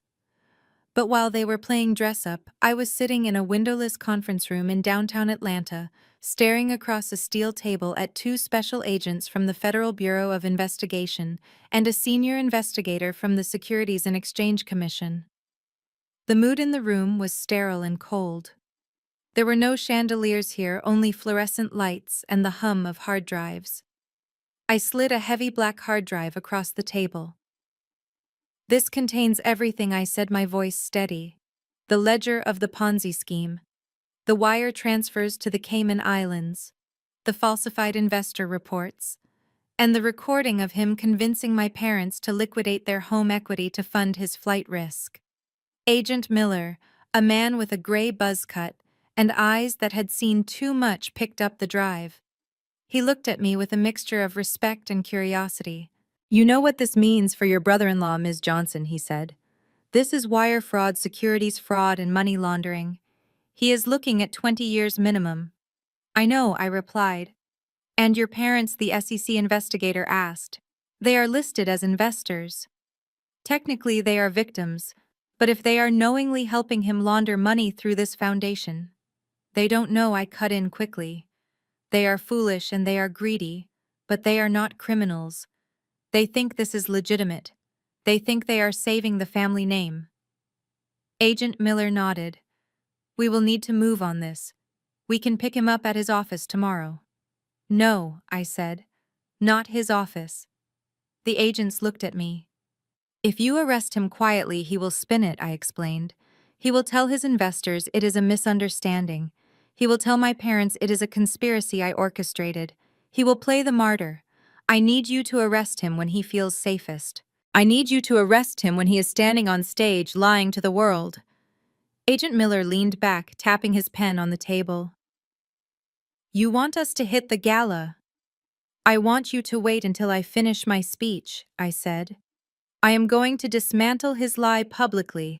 When I am done, there will be no room for spin. There will only be the truth. The agent held my gaze for a long moment, then nodded. We will have a team in the back. Do not put yourself in physical danger. I stood up, smoothing my blazer. The only danger at that party will be the truth. I left the federal building and walked 2 blocks to my lawyer's office. The final piece of the puzzle was waiting for me. David met me in the lobby holding a blue folder. He looked excited. It is done, he said, handing me the folder. I opened it. Inside was the deed to 420 Oak Street, my parents' house. The bank was happy to unload the distress note, David explained. They were preparing to foreclose next week. Your holding company Oak Street LLC is now the legal owner of the property and the debt. You are the bank, Maya. I ran my fingers over the legal description of the property. I saw my father's signature on the original mortgage, shaky and desperate. I saw the new addendum transferring rights to my company. So I can evict them? I asked, testing the weight of the power. Technically, yes, David said. You own the roof over their heads. You own the walls they are currently hanging their tuxedos in. I closed the folder. I didn't feel joy. I felt a heavy, somber sense of closure. I wasn't going to evict them, not yet. I needed them to understand that the security they thought they had lost, the home they thought Hunter had saved, was actually being held together by the daughter they had discarded. I went back to my penthouse. Isaiah was waiting with a glass of wine and a large cream-colored envelope that had arrived by courier an hour ago. It is from him, Isaiah said, his face grim. I took the envelope. It was heavy, made of expensive cardstock with gold leaf lettering. I tore it open. Inside was the invitation to the gala. Reginald and Elaine Johnson cordially invite you to the launch of the Johnson Family Foundation. And there, clipped to the invitation, was a handwritten note from Hunter. The ink was black and aggressive. Maya, I know things got heated, but this is business. Come see what real wealth creation looks like. Maybe you will learn how the big boys play the game. Consider this an olive branch. Do not embarrass us by not showing up. Hunter. I read the note twice. The audacity was breathtaking. He had stolen my parents' money, sued me for $30 million, and now he was inviting me to watch him celebrate his crimes, framed as a lesson in business. He thinks he has won, I whispered. He thinks I am scared of the lawsuit. He thinks I will come there and kiss the ring to make the bad press go away. Isaiah looked at the note. Are you going? I walked over to the fireplace and placed the invitation on the mantel. I didn't burn it. I wanted to keep it as a souvenir. Oh, I am going, I said, turning to Isaiah with a smile that felt sharp enough to cut glass. He wants me to see how the big boys play. I think it is time I showed him that he is playing checkers, and I have already cleared the board. I pulled out my phone and typed a reply to the RSVP number. I will be there. And I will be bringing a +1. Isaiah raised an eyebrow. Who is the +1? The FBI. I shook my head. No, the FBI is the cleanup crew. My +1 is the ghost he thought he buried 5 years ago. I dialed Marcus. Is she ready? I asked. She is flying in from Miami tonight, Marcus replied. She is terrified, Maya. But she hates him more than she is scared. Good, I said. Get her a dress. Make it red. We are going to make sure that when Hunter looks out into that crowd, he sees exactly what is coming for him. I hung up the phone. The stage was set. The players were in position. In 48 hours, the music would stop, and Hunter was going to find out that there were no chairs left. The St. Regis ballroom smelled of imported white lilies and old money. It was a scent designed to intoxicate, to make you forget that the economy was volatile and that the man standing on the stage was a predator. Hunter had outdone himself. There were ice sculptures, a live jazz band playing soft, non-threatening standards, and waiters circulating with trays of champagne that cost more per bottle than most people made in a week. From the back of the room, hidden in the shadows of the entrance archway, I watched my parents. They were seated at the head table right next to the podium. To the casual observer, they looked like royalty. My father Reginald was wearing the velvet tuxedo Hunter had sent him. He sat with his back straight, nodding solemnly as people walked by to shake his hand. My mother Elaine was draped in midnight blue silk, a string of pearls around her neck. But I knew better. I knew that at 8 o'clock this morning, a recovery agent from a collection agency had banged on their front door. He had not come for the house yet, but for the car. My father had to stand in his driveway in his bathrobe and beg the man for 24 more hours, claiming a wire transfer was pending. I could see that terror etched into the lines around his eyes now. Every time a waiter approached the table, my father flinched as if expecting a process server instead of a refill on his water. They were terrified, but they were sitting there playing their part in the charade because they believed this gala was the lifeboat. On stage, Hunter was in his element. He held the microphone with the ease of a televangelist, pacing back and forth, making eye contact with the wealthy doctors and business owners he had lured into the room. "Ladies and gentlemen," Hunter boomed, his voice rich and confident. "When I married into the Johnson family, I didn't just gain a wife. I gained a legacy of hard work, of integrity, and of vision." He gestured toward my parents. My father beamed weakly, desperate for the validation. "That is why we launched the Johnson Family Foundation," Hunter continued. "Not just to create wealth, but to steward it. To ensure that our values outlive us. And speaking of values, I want to introduce the woman who inspires me every day. My wife and the heart of this organization, Candace." Candace stood up. She shimmered in the gold sequined dress she had rented. She waved to the crowd, blowing kisses like she was accepting an Oscar. She looked radiant, completely oblivious to the fact that the credit card used to rent that dress had been declined 3 times before Hunter forced the transaction through using my parents' stolen equity. "She is a symbol of what we can achieve when we support one another," Hunter said, clapping. The room erupted in polite applause. These people didn't know they were clapping for a fraud. They saw the expensive venue, the well-dressed family, and they assumed success. It was the perfect illusion. And it was time to shatter it. I nodded to Isaiah. He squeezed my hand, adjusted his cufflinks, and pushed open the heavy double doors. We stepped into the light. I was wearing red, not a polite burgundy or a soft rose, but a deep, blood-red crimson that commanded attention. It was a dress designed for war. As we walked down the center aisle, the sound of my heels on the marble floor seemed to cut through the jazz music. Heads began to turn. At first, it was just a few people near the back. Then a ripple of whispers moved through the room like a wave. "Is that her? That is the sister. The one who sued her father. I thought she was crazy." The whispers grew louder, competing with the band. The musicians, sensing the shift in the room's energy, faltered for a beat. On stage, Hunter froze mid-sentence. He shielded his eyes against the spotlight, peering into the crowd. When he saw me, a flicker of genuine fear crossed his face, but he buried it instantly under a mask of arrogant pity. He probably thought I had come to surrender.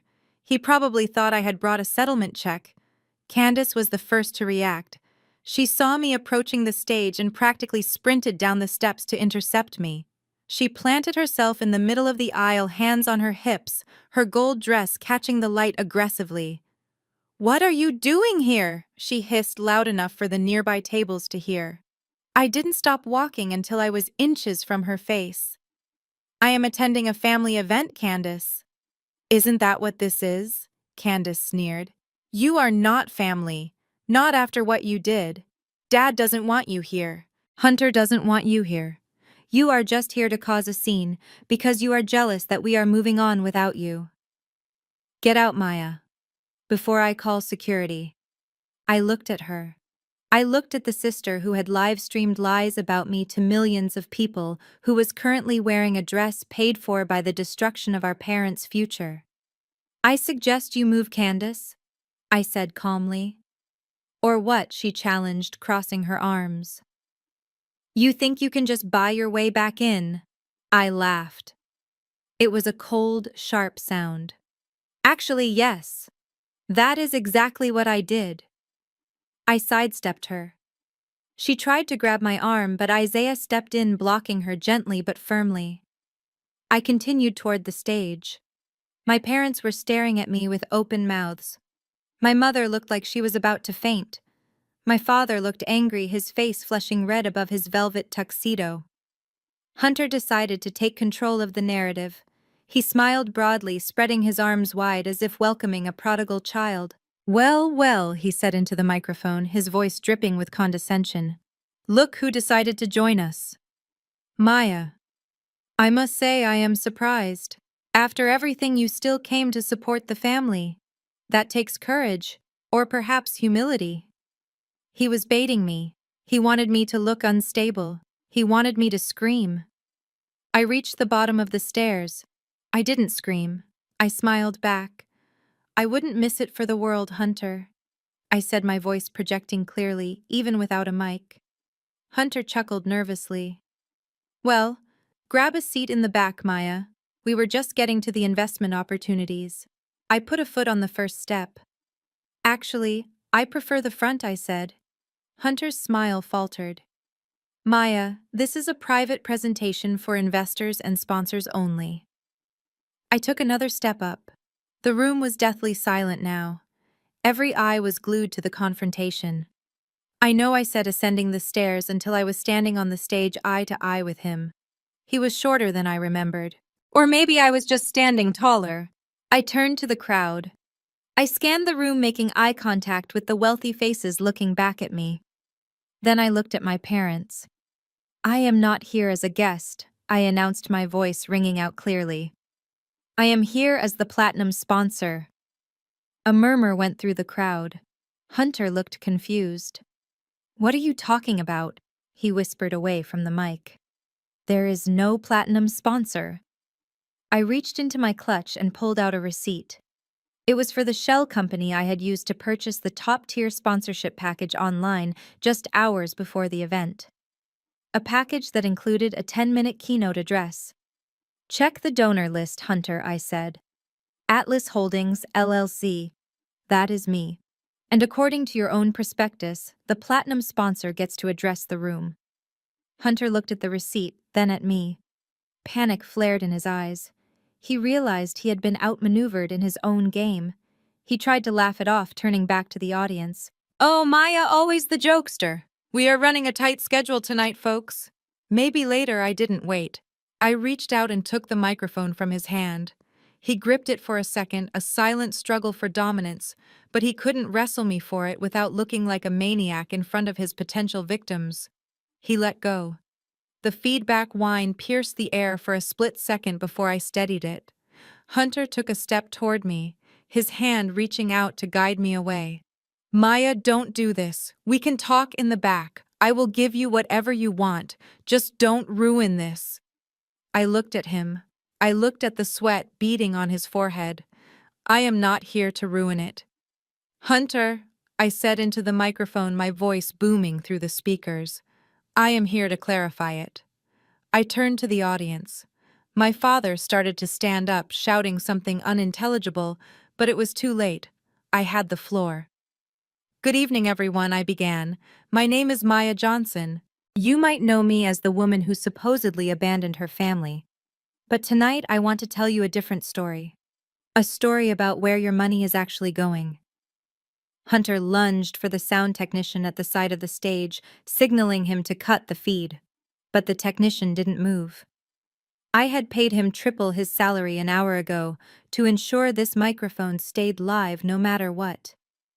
I looked straight into the camera that was recording the event for the Foundation's website. "Let's look at the numbers, shall we?" I said. And then I signaled Marcus in the projection booth. The giant LED screen behind me flickered.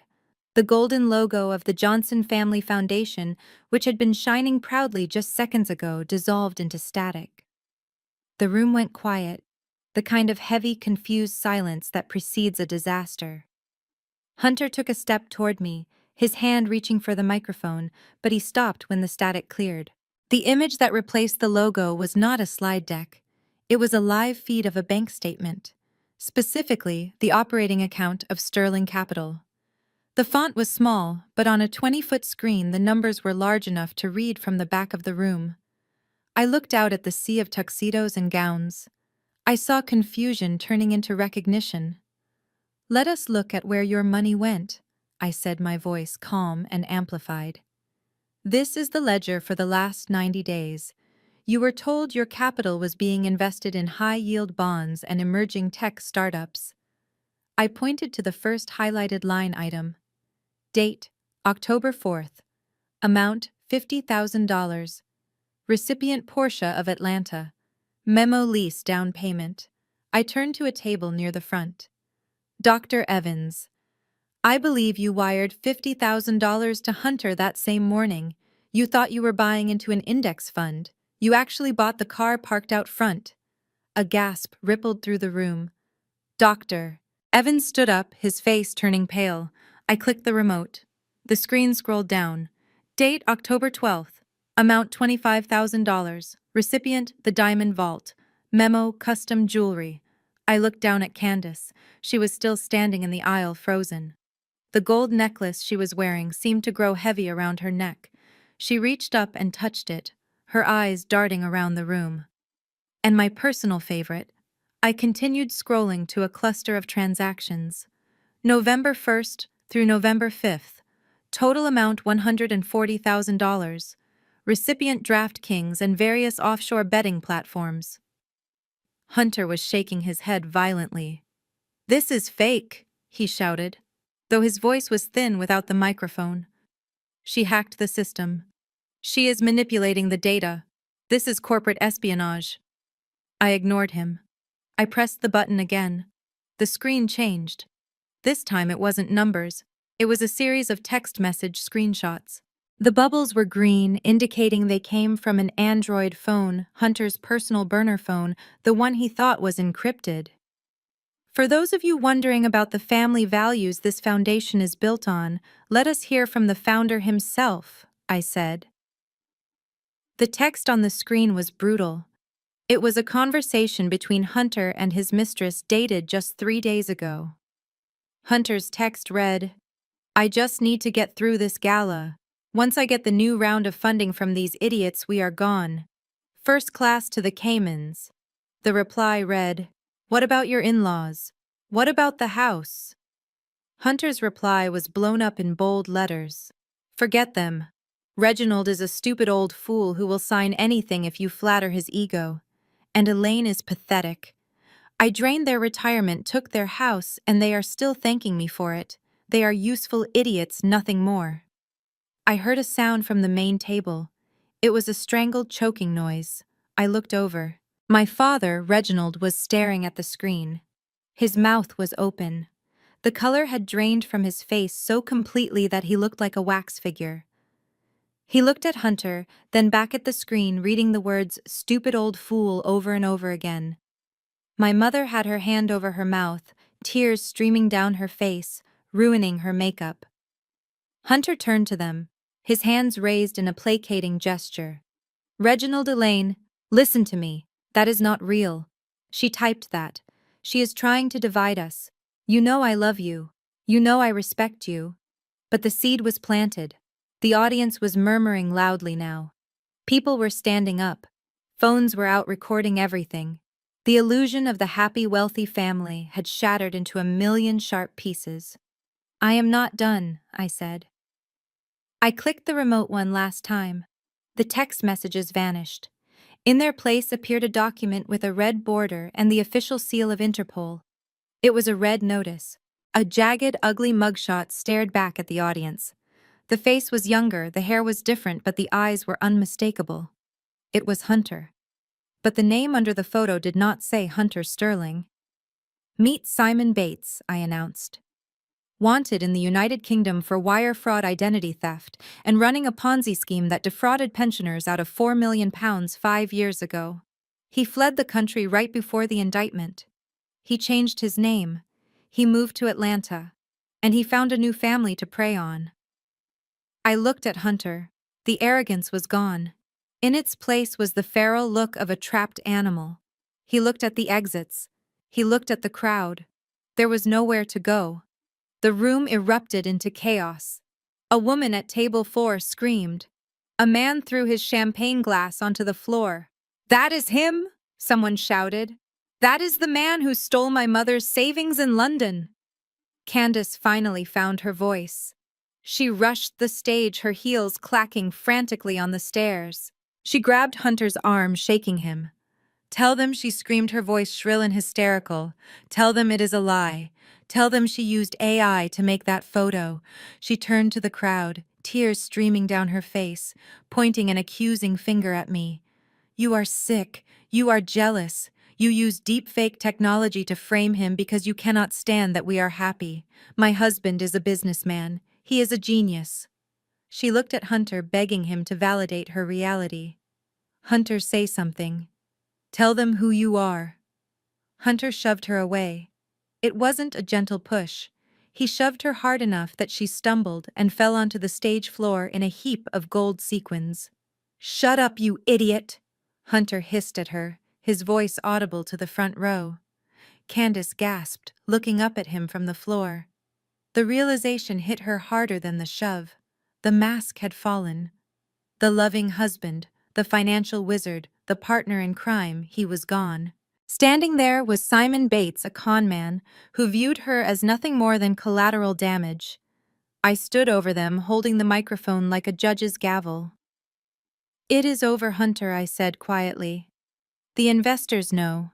The bank knows. And now my parents know." Hunter looked at me with pure hatred. "You think you have won," he spat. "You think this proves anything? I will sue you for defamation. I will bury you in litigation for the next 10 years. You have no proof that photo is me." I smiled. It was the smile of someone who had checked the board and knew checkmate was one move away. "I don't need to prove it," I said. "They do." As if on cue, the heavy double doors at the back of the ballroom burst open. The sound was not the polite opening of late arrivals. It was the forceful, synchronized entry of authority.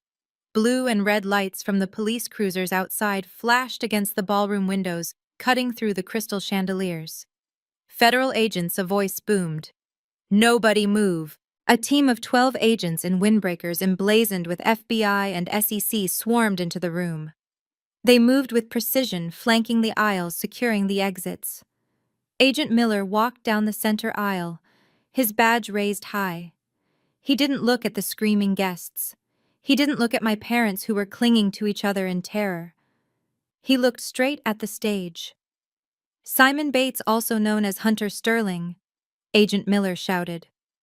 "You are under arrest for securities fraud, wire fraud, and international money laundering. Put your hands in the air and step away from the women."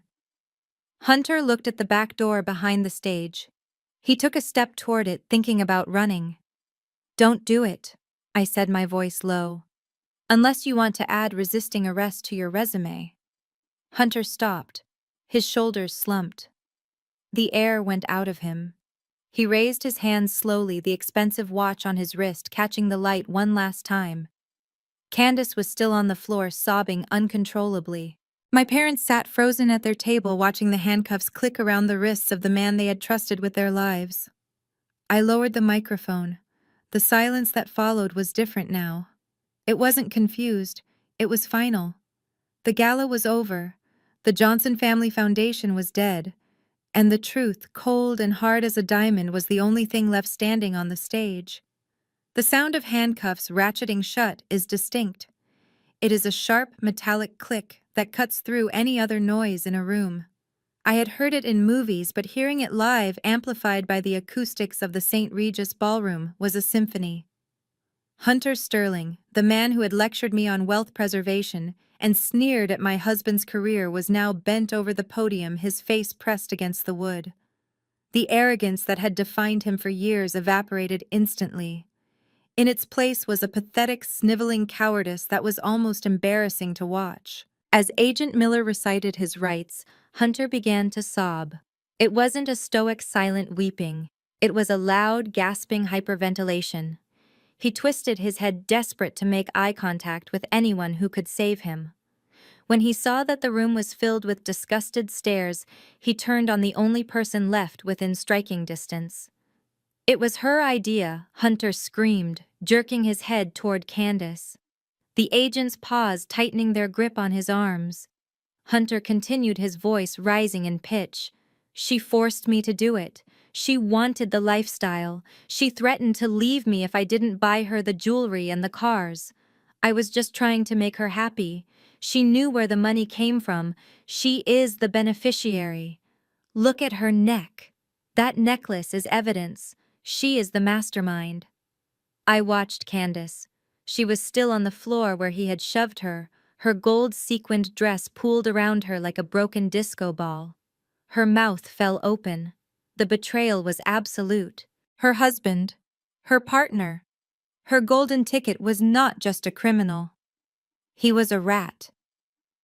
Candace shrieked, scrambling to her feet. "You told me you were a genius. You told me you inherited money. I didn't know anything." Two female agents moved toward Candace. One of them took her arm firmly. "Ma'am, we need you to come with us for questioning," the agent said. "You are listed as a primary beneficiary on the accounts used to launder the stolen funds, and that jewelry is seized property." "No," Candace yelled, pulling away. "I am the victim here. He lied to me too." She looked around the room, her eyes wild with panic. She saw the socialites she had tried so hard to impress recording her meltdown on their phones. She saw the St. Regis staff whispering. The walls of her delusion were crumbling, and she reverted to the only survival tactic she knew. "Daddy," she wailed, her voice cracking into a childlike plea. "Daddy, tell them who we are. Make them stop. Daddy, help me." All eyes turned to the head table. My father Reginald was standing, but he wasn't the strong patriarch who had commanded me to sign over my company just days ago. He looked small. He looked shrunken inside his velvet tuxedo. He stared at Hunter, the white son-in-law he had placed on a pedestal, the man he had trusted more than his own flesh and blood. He watched as Hunter wept and blamed Candace. Then he looked at me. I was standing on the stage, calm, untouched, and vindicated. I was the daughter he had called a failure. I was the daughter he had tried to rob. And I was the only person in the room who wasn't being dragged away in cuffs. The realization seemed to hit him physically. It wasn't just shame. It was a complete systemic shock. The narrative he had built his entire life around, that men were superior, that appearances mattered more than substance, that Candace was the prize, and I was the burden, had just been proven wrong in the most violent way possible. His chest heaved. He reached out a hand, grasping for the edge of the table. His face turned a terrifying shade of gray. "Reginald," my mother whispered, reaching for him. Dad didn't answer. He clutched his left arm. His knees buckled. He collapsed into the chair, knocking it backward, and slid to the floor with a heavy thud. Dad, Candace screamed, fighting against the agents holding her. Panic erupted in the room again. My mother fell to her knees beside him, screaming for help. I stood on the stage. My instinct, the old instinct of the daughter who wanted to please, was to rush to him. I wanted to run down the stairs, hold his hand, and tell him it would be okay. I wanted to fix it. But I didn't move. I looked at Isaiah. He was already on the phone with 911. He nodded to me, signaling that help was coming. I walked calmly to the edge of the stage. I didn't run. I didn't cry. I watched the scene unfold with the clinical detachment of a CEO managing a crisis that was no longer her liability. "Is there a doctor in the house?" a waiter shouted. Dr. Evans, the man Hunter had defrauded out of $50,000, rushed forward from the front row. He knelt beside my father, checking his pulse and loosening his tie. "He is having a cardiac event," Dr. Evans announced. "Give him space. Back up." I watched my mother weeping over him, useless and hysterical. She looked up at me, her eyes pleading. "Maya, come here. Please, it is your father." I stayed where I was. I knew that if I went down there, if I knelt in the wreckage of their lives, I would be sucked back into the toxic cycle. They would blame me for the heart attack. They would expect me to pay the hospital bills. They would use his illness to manipulate me into silence. I gripped the microphone stand. I had saved them from the fraud. That was my job. Saving them from the physical consequences of their own stress was not. The paramedics arrived within minutes, bursting through the doors the FBI had just secured. They swarmed around my father, hooking him up to monitors. I saw his eyes flutter open. He looked confused, disoriented. The FBI agents began to escort Hunter and Candace out the side exit. Hunter was still crying, his head hung low. Candace was sobbing, looking back at Dad, but the agents didn't stop. They marched her out, her gold dress trailing on the floor, leaving a trail of sequins like breadcrumbs of her shattered vanity. The paramedics loaded Dad onto a stretcher. Mom scrambled to follow them, clutching her purse. "We are taking him to Piedmont Hospital," the paramedic said. As they wheeled him past the stage, the procession slowed for a brief second. My father turned his head. He locked eyes with me. He was wearing an oxygen mask, his skin clammy and pale. He looked fragile, a shell of the tyrant he had been at the dinner table. I thought he might apologize. I thought in this moment of near-death clarity he might say he was sorry for stealing from me, for insulting me, for choosing a con man over his daughter. He pulled the mask down slightly. His voice was a raspy whisper, barely audible over the commotion. "Maya," he wheezed. I looked down at him, my expression unreadable. "The house," he gasped, his eyes filled with terrified desperation. "The house. Did we lose the house?" I stared at him. Even with electrodes on his chest, even with his son-in-law in handcuffs, and his golden child in custody, his first thought wasn't about my feelings. It wasn't about the family bond. It was about the asset. He was terrified of being homeless. He was terrified of the poverty he had mocked me for years ago. I felt the last tiny thread of guilt snap inside my chest. It withered and died, leaving me completely free. I didn't answer him immediately. I let the question hang in the air, suspended between the stage and the stretcher. The paramedic adjusted the mask back over his face. "Sir, you need to rest." I stepped closer to the edge of the stage, looking down at him one last time. "Go to the hospital, Reginald," I said, using his first name. "Focus on your health. We can discuss your living arrangements when you are discharged." I didn't say Dad. I didn't say home. I said living arrangements. He closed his eyes, a tear leaking out as the reality of his position settled in. He was no longer the owner. He was a tenant, and he had just realized his landlord was the woman he had tried to destroy. The doors swung shut behind the stretcher. The sirens wailed, fading into the Atlanta night.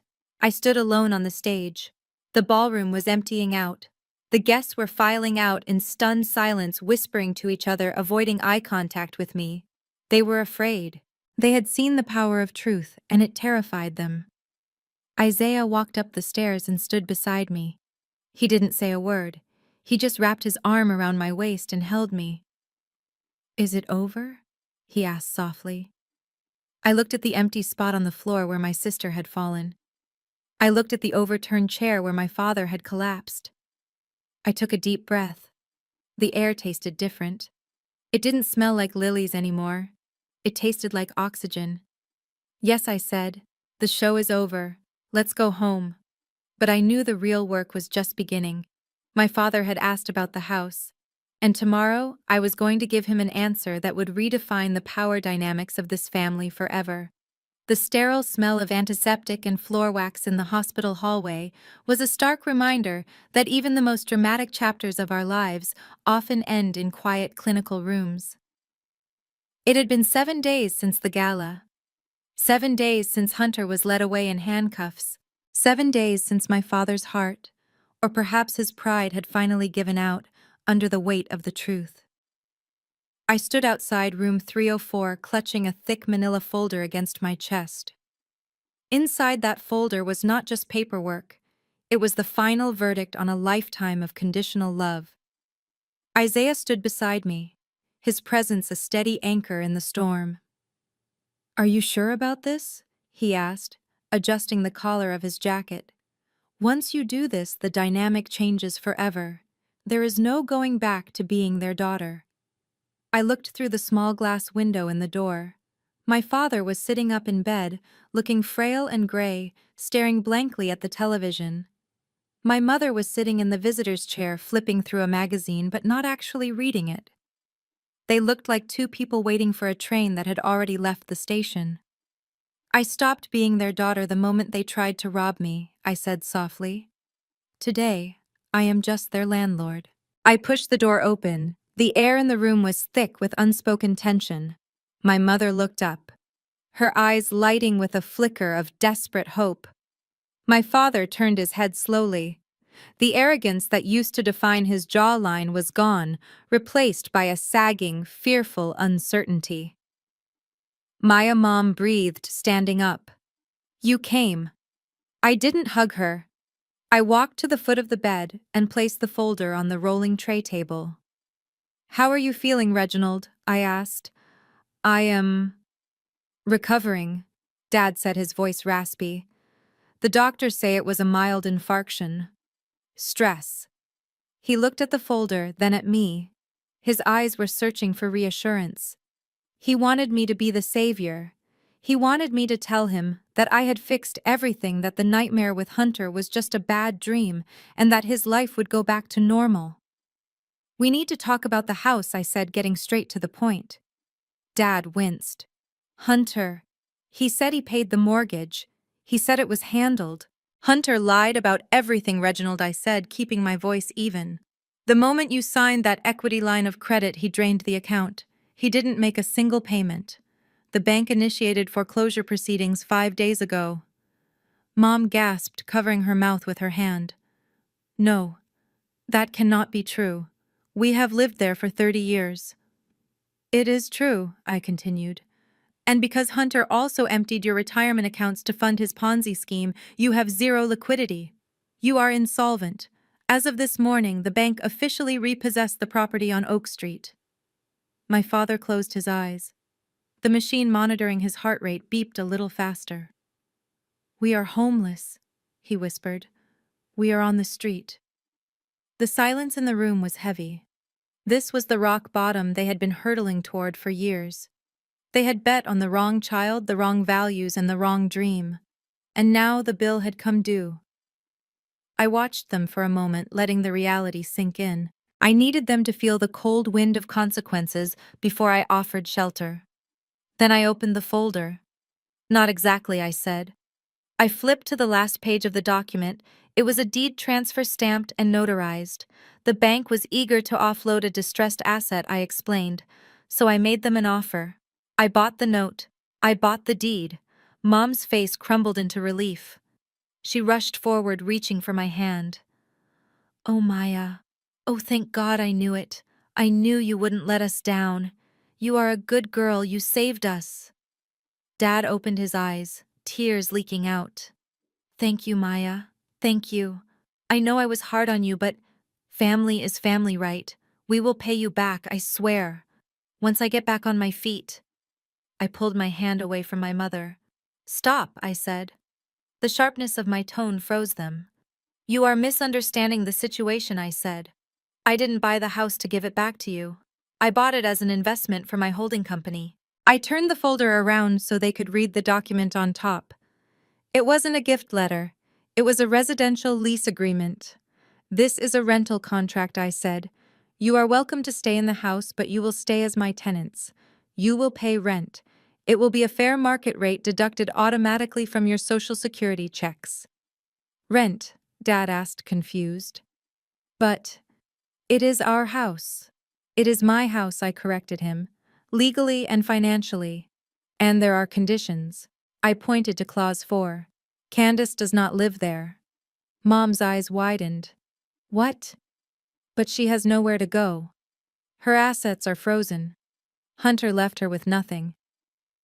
Candace is 28 years old, I said. She has a degree she never uses. She is able-bodied. She can get a job. She can rent an apartment. But she will not live under my roof on my dime. Enabling her is what got us here in the first place. She needs to learn to survive on her own. But she is your sister, Mom cried. And I am her landlord, I replied. If she moves in, you are in breach of contract and I will evict you. Is that clear? Dad looked at the paper. His hands were shaking. He looked at the clause that stripped him of his ownership, his status, and his power. And one more thing, I added. Clause 5. No interference. You do not come to my office. You do not speak to the press about me. You do not offer me business advice. You live your life, I live mine. We are family by blood, but financially we are strangers. Dad looked up at me. The anger was gone. The pride was gone. All that was left was the realization that the power dynamic had shifted permanently. He was no longer the patriarch. He was a dependent. He picked up the pen. His hand trembled as he hovered over the signature line. He looked at the room, at the hospital bed, at the bleak future that awaited him outside if he refused. He signed, Reginald Johnson. He dropped the pen. It rolled across the plastic table. Thank you, he whispered. But it sounded more like a surrender than gratitude. I closed the folder. I didn't feel triumphant. I didn't feel happy. I felt light. The burden of seeking their approval, the weight of trying to be good enough, it had all evaporated. I didn't need them to be proud of me. I just needed them to be handled. I walked to the door. Isaiah opened it for me. Goodbye, Mom. Goodbye, Reginald, I said. I will have the property manager send you the keys. I walked out of the hospital room and down the long, bright corridor. I didn't look back. I walked out through the automatic doors into the warm Atlanta afternoon. The sun was shining. The air smelled of pine and asphalt. I took Isaiah's hand. He squeezed it tight. It is done, he said. I looked up at the sky. It was a brilliant, endless blue. They wanted me to be the obedient daughter in their tragedy. I said, my voice steady and strong. They wanted me to play the role of the victim or the savior or the scapegoat. But I rewrote the script. I looked at Isaiah, and for the first time in years, my smile reached my eyes. Freedom is expensive, Isaiah. It cost me a family. It cost me a childhood. But standing here owning my life, owning my truth, I paused, taking a deep breath of the free air. It was worth every single penny. I walked toward the car, my heels clicking on the pavement, not as a daughter, not as a victim, but as the architect of my own fate. And the view from here was magnificent. This journey taught me that freedom isn't just about escaping toxic people. It's about reclaiming your power. My family used guilt and obligation as weapons, but I learned that setting boundaries isn't an act of betrayal, it's an act of self-preservation. You cannot save people who are committed to their own destruction, and you certainly shouldn't set yourself on fire to keep them warm. True family is built on mutual respect, not biological debt. If you've ever had to choose between your dignity and your family's approval, hit like and subscribe. Your story matters, and you are stronger than you think.